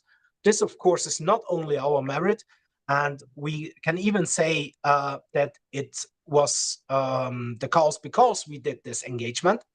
But with the change of the government to Lula da Silva, many of our engagement demands have been fulfilled. But what we can say is definitely that the Catholic Investor Alliance that we formed and that we have been able to raise up our voice, take a lot of attention in the Brazilian government, in the Brazilian public, and this brought in a new perspective into the discussion of the Amazon protection and the protection of the indigenous people. And this was also confirmed by many NGOs that we work together in this engagement. So I will stop here at the moment. Thank you, Tommy. Thank you for lifting up that story of deep collaboration and coalition building and the power of that. Brian, I want to turn it back to you to share a little bit about some of the outcomes that you're seeing from your investment process that you described so well. And then I'm going to ask each of our panelists, beginning with you, Brian, to just share, this is going to be hard, but just one burning question or challenge that you think needs to be brought into collective discernment as we discover pathways forward. So I want to leave some time for questions, so just think of one and be brief. I'll turn to you, Brian. Very good. Thank you. From the sisters regarding the investments, it did actually lead to some significant breakthroughs here over the last 7 years or so. And so we did expand our coal and oil sand screens to include oil, gas, and all mining producers. We doubled down on an initiative that we created with what we call was a private equity fund specifically addressing the environment. So specifically to invest in clean energy generation, water, and energy efficiency, sustainable agriculture, things along that lines. But also continued to, although we included a negative screen within the environmental areas, extractive areas, continued to maintain our long-standing practice to maintain a minimum number of shares, to make sure that we were still holding mining companies and asking the questions on behalf of the people on the ground regarding human rights policies, free prior informed consent issues, human rights issues, the energy companies regarding methane emissions, our folks creating greenhouse gas reduction targets and different things like that. So very much a big supporter of the role of engagement with a very small number of shares, that the work that still can be done and supported through the work that's being done on the ground, the work that's being done at the local level, the work that's being done through NGOs and other organizations. Thank you, Brian. I'll ask you to maybe reflect now on just one question or challenge that you feel you're still wrestling with that you'd like support and collaboration with moving forward. I think the biggest issue that I think we all deal with, which is how do you do all this? You know, from the standpoint of that need for collaboration, the need for discussion.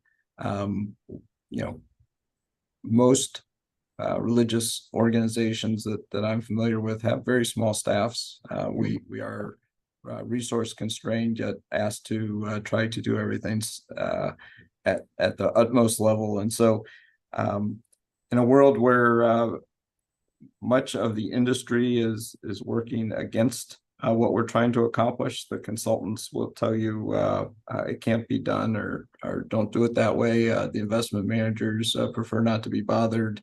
The idea of working together, and how do we all work together? How do we share information together? How do we share due diligence together is one that I think is always challenging on behalf of institutional investors.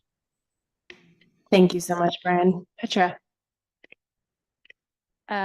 Thank you, Brian, for saying the challenge that I was thinking of saying. So I will skip. I definitely a call for collaboration and for platforms to share knowledge and lessons. And then maybe I will just expand this to lessons learned and education, both the education of investment professionals about listening to the lived experience, understanding the Catholic social teachings and the charism, and to really understand how to implement that. And then the other way around, for us to find non-jargon vocabulary for both our internal stakeholders and sisters and external partners to explain what impact investing is and isn't, and what it can or cannot do. And I think all of this takes time. Listening takes time. Dialogue takes time. So it is time intensive, but it is worthwhile. And I think if we enjoy together, we can definitely get more done.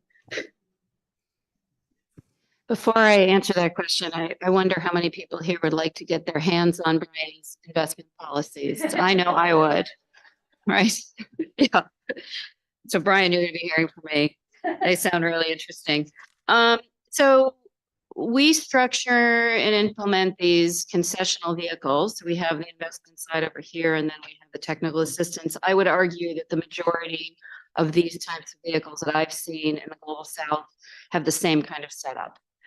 And you're looking at a doubling in the amount of money that is needed to tackle the SDGs since COVID. You probably all heard the number, it's 4 trillion. And this trajectory to end poverty has also been stopped at this point. So these are needed mechanisms. They are essential to reach the poor and vulnerable. And so the biggest challenge that I would say we have is finding that catalytic capital. We pretty easily can attract the investment capital. Sorry, maybe Brian would disagree, but we can track that. But they're coming in because we have catalytic capital here, and we have grant capital for the technical assistance. So finding people that'll come in to give us that grant capital is the biggest challenge that we have. Thank you. Thank you. Before I turn to you, Tommy, I'm just going to mention to the audience, I'll turn to you. We'll have some time for questions. So begin to think of your questions, and I'll come to you shortly. And Tommy, I'll turn to you for a challenge you would like to lift up. Yes. So I think, to keep it short, I think what we can all do is to be visible, to do many of us, many of the Catholic organizations around there are doing a really great work with their investments, but they are not talking about it publicly, and so nobody knows about it, and nobody can see the great efforts, and nobody can take this as a good example around it and follow the example, of course. So this probably is something really, I know, easy, but also really difficult, because you have to be visible. You have to take some efforts to talk about it publicly. And the biggest hurdle I would like to see lifted up is we have sometimes quite hard discussions also with Catholic organizations about how they could implement their Catholic values into their financial decisions, into their investments. And the problem with that is that sometimes the responsible consultants, which is our counterpart for the Catholic organizations, or also the treasurer of the Catholic organization, is not, I would say, not well briefed about the Catholic values that probably the organization would like to have implemented into their investments. So they are quite thinking in the context of way of investment. So they are not really strongly integrating Catholic values into their investments. So, and this makes it sometimes difficult for us to convince them about an ethical, sustainable investment strategy that is comprehensive with the whole range of Christian values. That, of course, sometimes makes it not possible for you to invest in certain sectors or in certain companies. And that, of course, brings you to the point that probably you should do engagement. So this is something that I think could be improved by the briefing of the financial responsible person by the Catholic organization. Thank you. Thank you, Tommy.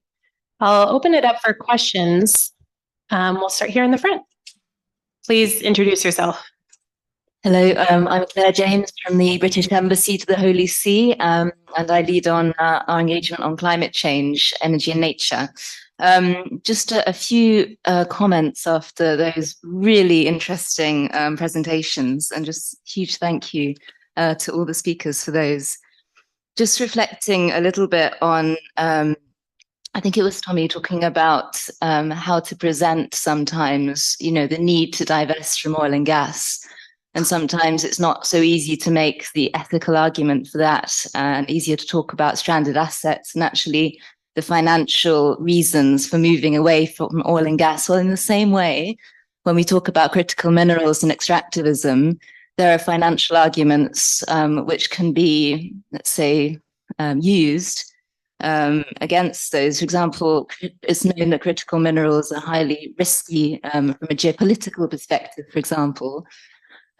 However, we also have to acknowledge that critical minerals are essential as things currently stand for the clean energy transition. So I think when we're talking about ethical investments from a Catholic perspective, it's really important to understand not only what we should be divesting from, but also what it's important to invest in.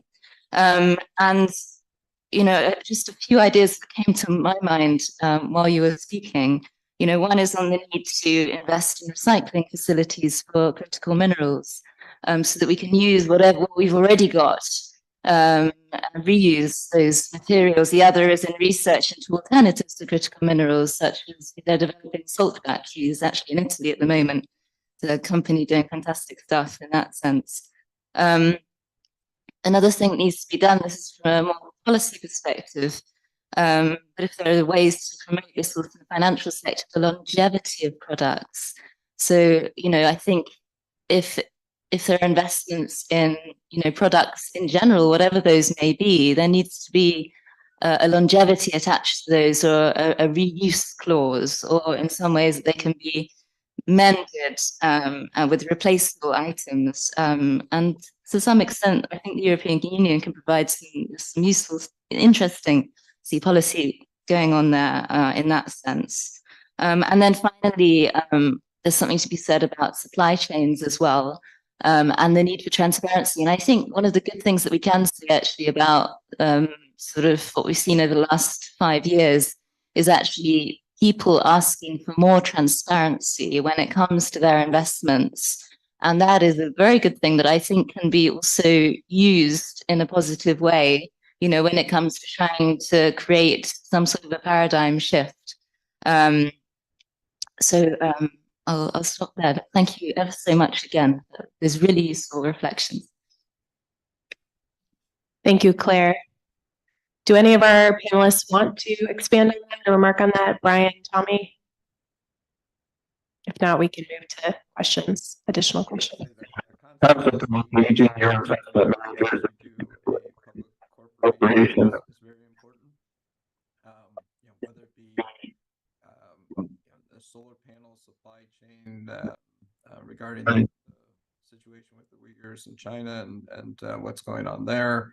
But if you continuously ask your managers the questions that are important to you, whether it be diversity within their own management teams, different things like that, that raises the bar of expectations, and from that standpoint, results and better information flow back to you over time. There, I think, is a great need for the Catholic investor community to discern pathways forward for a positive vision for investing in clean energy. There are many ramifications around waste and many things that Claire lifted up that have not been discerned very well. And so I'm really glad that you lifted that up. There's another question. Well, let's take 3 questions and then we'll move back to our panelists. Sister Mamali, if I start with you. Is it okay? I want to come back on the clean energy issue. I think what Claire pointed out, it is true. But I would like also to bring the aspect of people being moved right now in the northern part of Ghana. A whole community, families have been moved from a whole area where they have been living with their ancestors and great ancestors. They have been moved away to give way to the biggest mining company from China to mine. And the Minister for Land went to China to sign the contract. And that company, they're saying, we are going to do green, what is it called? Minerals. I've never seen any. As secretary, they are going to build an airport in that place. And for me, I see, these are promises which may never come true. And to lose your land, where have they moved the people to? Will they have enough land to cultivate food?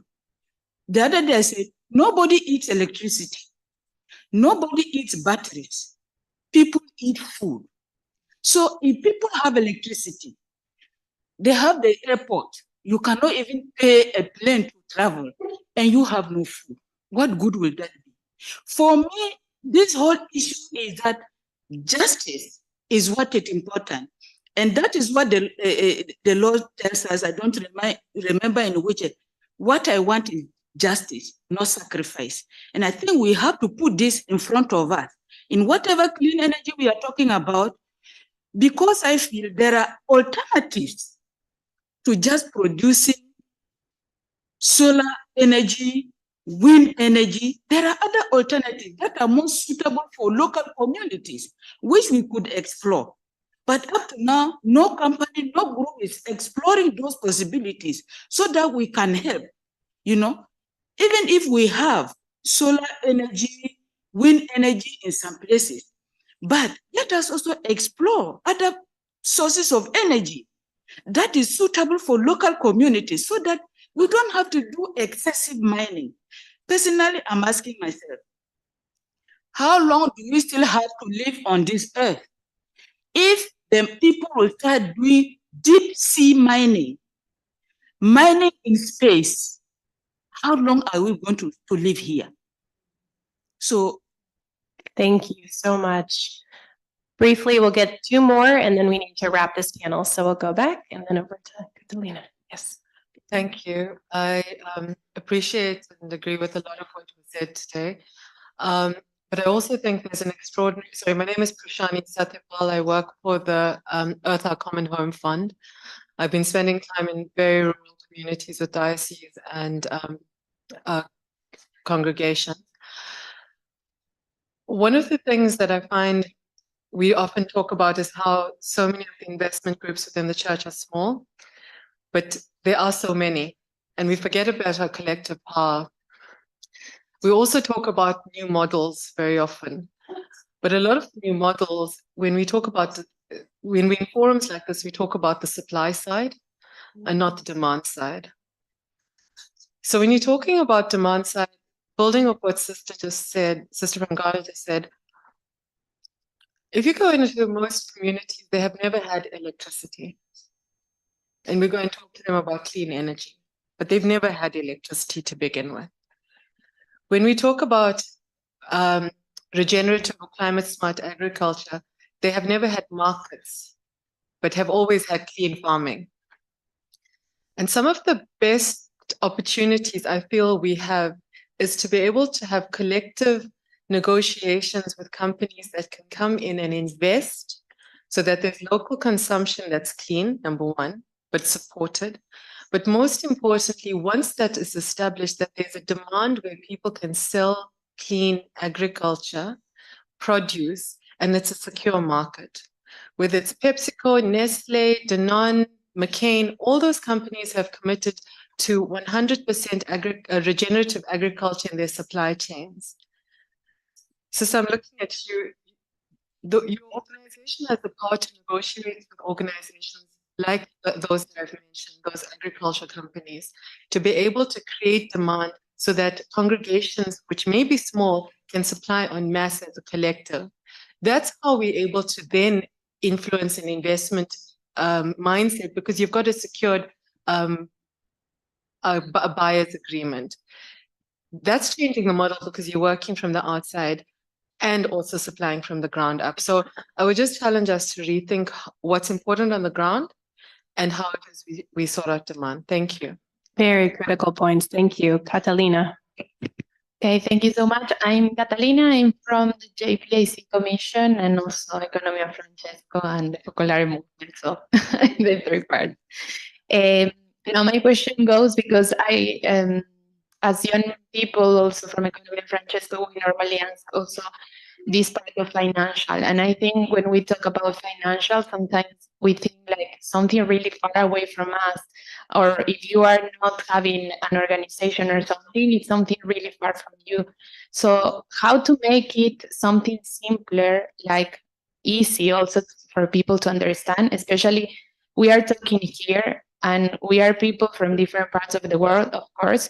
We are representing different organizations, but at the end, again, we are coming from the global north, thinking about investment, and the global south, how they are involved. Of course, we are talking, and you have expressed in the different presentations, and I thank you for that, that there are people involved also to talk about it. But if you talk from the global south with the realities that are happening over there, no one will talk about financial.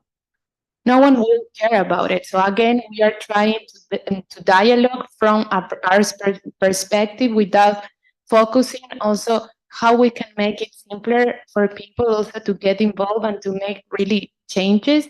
And also as young people, how we can be part of it. Because this is one question that we are ask ourselves also as Economia Francesco. Of course, we have this network, but how we can make an impact also at the financial level. We don't know. We have made several steps, but we think also we don't exactly know how to do it. Thank you, Catalina. I would like to invite everyone to give our panelists a round of applause, and thanks for this rich discussion. So Lorna will join me back here. We'll move into our closing.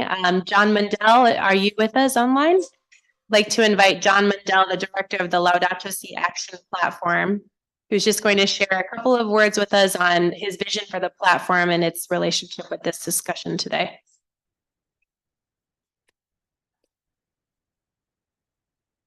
Do we have John? We do. We do. Everyone here.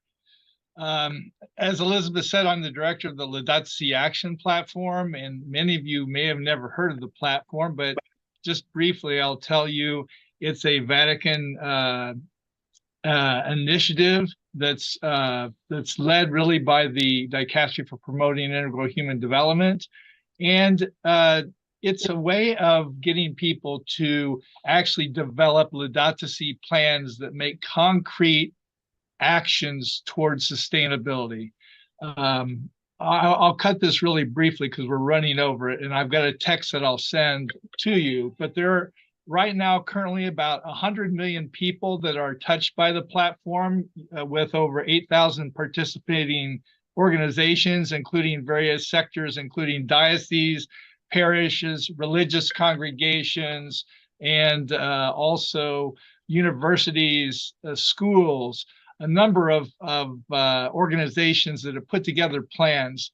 And what we're seeing here, just briefly, is that the platform is really a grassroots movement in the church to discern how the faithful manage their financial resources and other kinds of resources. So it's part of telling the world who we are and what we're about, where we're openly sharing what we're planning to do with concrete action. So it's a way of increasing our moral voice, making it stronger, and also doing things together.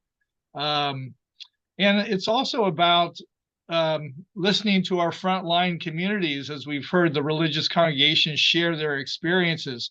The religious congregations and communities make up over 1,100 participants on the platform, and they are a moral voice for the rest of the sectors, because they are, as they usually do, lead the way in following these kind of actions of the church. So they've had a very important role in the platform. And so what's important about the platform are a couple of things. I'll just mention it. Transparency. When you have put together a plan and you share it with those on the platform, it becomes very clear what you're going to do. It's no longer mysterious. The participants share their best practices in whatever sector they're in. It's also about accountability. When you publish something that you're going to do, as many of the religious congregations have done, people see what you're setting, your goals that you're setting. And so it increases the chances you'll actually follow through on some of those goals by 1,000%, because of that accountability factor. And finally, these plans become a source of inspiration and courage and an encouragement to all the people on the platform, because when they see that people, it's not just about giving your money away or not having some kind of control of your finances, but it's people doing things specifically that help the planet and help those in need, and that they can do that responsibly. And so it's also a way of inspiring our thousands of other participants on the platform, because the plans really give this courage to others on the platform. So the question people will ask is, on the platform, well, can you really do this? And will it cause us financial distress because we're being so generous with our funds? And I think the answer that the religious congregations and others are giving is no, it can be done responsibly, and it can be done in a way that allows for proper management, while at the same time really taking a stand on some of the critical planet issues related to mining and all kinds of things like that. So in reality, what's happening on the platform? The platform's a way of joining this global group, this global community. It's at laudatosiactionplatform.org. You can sign up and really begin sharing your plans. And also, we've been really excited with our work with Faith Invest, because they have provided the economic resources that we have on the platform for people to follow. So I'll send more of my text later. I know this is a very short intro, but the platform is a growing community that we're very excited about, and looking forward in 2024 to a lot of great things. Thank you. Thank you, John. And thanks for reminding us about the Action Platform and the partnership that we have with Faith Invest. I think there's one slide that shows is that there, the slide of the Laudato Si Investor Resource Hub? If we could share that slide. There we are. So this is a trend that we've seen on the platform, where when different groups want to prepare their Laudato Si plan, they want to include investments as part of their big plan. How are they going to invest?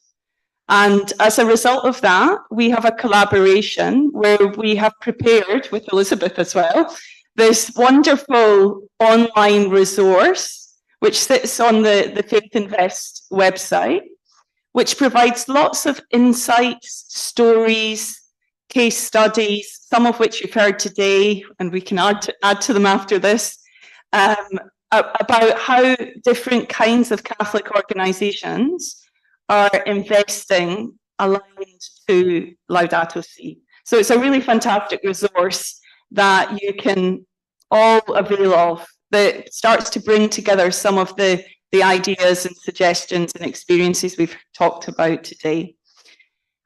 We wanted to also talk about another initiative, if Matthew Jensen is there from Faith Invest. He's online. So Matthew, could you tell us a little bit more? We've heard a lot today about the need for training, awareness raising, about the Faith Invest training that's coming up next year that people might be interested in. Sure, Lorna. Hi, everybody. I'm Matthew Jensen from Faith Invest. And maybe just a quick shout out as an online experiencer of this event. It's been superb. So a huge thank you, I think, to UISG for the facilities, and yeah, it's really been a great online experience. Okay, I'm here to announce something actually really exciting. It's just starting up for Faith Invest. Since 2019, we at Faith Invest have been working with a lot of faith-based investors who are looking to align their beliefs, teachings, and values with their investments. And we know that every faith, every tradition has values that guide them, including on the use of money and assets. But we also know from experience and talking with many of you that you're busy, you have limited resources. Maybe, as was mentioned earlier, you might have a consultant who isn't really helpful or supportive, or asset managers are telling you that, no, that's not possible. And we also know that for some of you, making changes in your investment program is nerve-wracking, can make you nervous. We've taken a number of organizations through this process of faith-consistent investing. It's possible. No matter what your size, there's something you can do, and it really is a journey. And so through all that experience, all the research we've done, all the one-on-one work we've done with different faith-based asset owners, we're really delighted to introduce a new online live taught course on faith-consistent investing. It's really designed to demystify it, to give you confidence and empower you and your organization to begin or further the journey. As you can see on the slide, it's called Faithful Finance: An Introduction to Aligning Your Investments with Faith Values. It will be delivered in 4 modules over 4 weeks. The first one starting the 28th of February, 2024, next year, just a couple of months. And it's really suitable for any faith organization, either on or planning to be on their journey. And if you're small, this is for you. If you're large and you're not doing it, this is for you. As part of this, you'll learn sort of the foundational principles of faith-consistent investing, key financial concepts. We'll go through those as well. And we've got step-by-step on how you do this from our experience working with other organizations. And one of my favorite things that comes out of these engagements are really empowering you to engage your financial intermediaries with clarity and confidence to get what you want for your assets. And then also, once all this work is done, make sure that it stays faith consistent over time. How do you monitor that to make sure you're faith consistent? So we're really excited about this course. On the screen, you'll see the link at the bottom. For those of you with cameras, there's a QR code there that'll bring you right to the page where you can sign up and get some more information. So very, very excited to announce that here. Thanks, Matthew. Elizabeth. So clearly we're trying to lift up some pathways for next steps, because I think part of what we've heard today is we need to be in dialogue together. We need to be imagining and dreaming together. And so if we could jump to the next slide, I'd like to lift up something that the Francesco Collaborative, we were inspired by the economy of Francesco. We started in 2020. We created something called the Livable Future Investing Cohort. It is a bit of a blend of a spiritual retreat with finance frameworks. I'm sure you can't imagine anything better than that. So in essence, what we've really sought to do with this cohort experience is reflect on the message of Pope Francis and reflect on the values of Catholic social thought and how we can implement those. So for example, we had a group from Caritas in Oceania do the training and use the content to design a new fund that will invest in East Timor. We've had congregations and other groups come and use this to revise or deepen their practices of policies and governance. And I think in particular, the question we're asking is, what does a bold faith-first approach look like here? We know that everyone has different situations, different constraints in their organizations, but we need to be working together. I think in this spirit of synodality in the church today, let's walk together to try some things out. Beth and her Catholic Relief Services investment colleagues are now accompanying an Economy of Francesco group in Mexico City because the demand has bubbled up from the community in Chiapas for a community-owned fund for small shareholder farmers. So we have to just share knowledge and experience and work together. So we invite folks to join us there as well. And I think this is a nice complement to some of what Matthew was describing about the sort of how can we do this? And this is a little bit of the why do we do this? And can we have a community of people to walk with? Thank you. So I think we've really reached the end of Yes, our we have. of our day. I wondered, would Sister Pat like to, I'm just jumping on her here now. You said you were leaving after you gave your talk this morning. You're still here. So I think you need to explain something to us. Maybe you could give just a couple of remarks to close us out. Yes, I'm still here. And in a way that testifies to the urgency and the gripping nature of this, both the workshop, but in a sense the vision. And we're at a critical stage in our life as human beings. I mean, I was very struck by Sister Helen Alford's historical panorama and why we moved from a sense of the collective to a sense of the individual. And having sat at the synod for a month, and a lot of our conversation was moving from the I to the we. And that seems to be, in a sense, a critical call at this stage in a globalized world. On the one level, where we have these, if you like, we've the technology for a connectivity way beyond ourselves, which I think even in itself is a call, is saying you have the capacity to link and to network. Now you need the vision around what you link and network. And for me, what we've been discussing today is providing part of that critical content. We all, in our deepest selves, long for a human way of life that betters all of us, no matter where we're living. We know that in a sense, at the level of our planet, at the level of our human community, we're interconnected. I know that my well-being depends on your well-being. And I know when we develop a critical awareness about the other, something in us changes. So I think we have a moral responsibility to go on this journey. And that's what Sister Alessandra invited us. She talked about that journey of listening, of being creative, and of sharing best practice.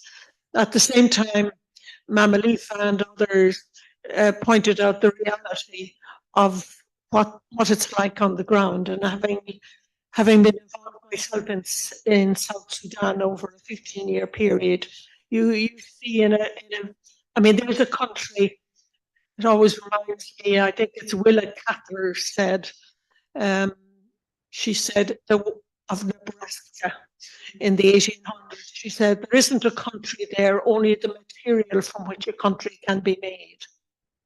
And in a way, it's then what kind of community do we want? And there's a yearning, a deep yearning for community in the human heart. And there's a deep yearning for, however we express it, wellness, well-being, wholeness, holiness. We have different languages. And in many ways, the indigenous cultures and those who have been, in a way, unspoiled by progress and development have much wisdom to share with us. So can we listen to one another's stories? Can we be converted, changed by one another? Can we truly listen? That was my experience at the Synod. When you really engage in deep listening, your framework shifts, and you're able to see the things that were opposite. And I love the fact that Asian philosophy doesn't see in terms of either or, but sees in terms of both and. And I think we're called into a time of both and. You get that by really engaging with one another. So I think, strangely, if you like, the financial world is a critical key to call us into a new type of conversation. So there are my few reflections as I kind of ponder on what I've learned today, because I think that's what we have to continue to be, a learning community. We've not arrived, we're on the way. And somehow, no matter what perspective, whether it's finance or culture or spirituality or social theory or human development, in many ways, we're all saying the same thing. How can we live more wholesomely, more fully, and in community together? So I want to thank Faith Invest and all of the panelists today who are extremely stimulating. Sometimes I struggle myself, even though I'm a mathematician, with kind of understanding the new language. So I think that's something we all need help with, and I think particularly with religious congregations. We're overly dependent on consultants, and we know that. But we still haven't enough of the language to interpret today's reality in the financial world. And I think the church as a whole struggles in that. So you're performing an extraordinary service, whether it's Faith Invest or the economy of Francesco, in making, if you like, this world much more accessible to folk who want to make good decisions. Who have resources and want to use those for the common good. So my blessing on the work ahead, and be sure that UIST is very happy to participate in this journey. Thank you very much indeed.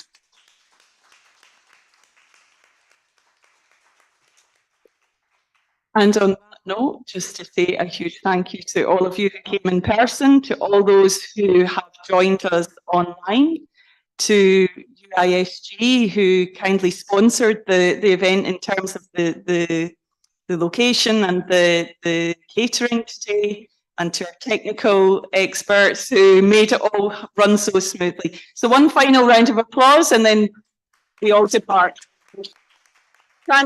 Translators, of course.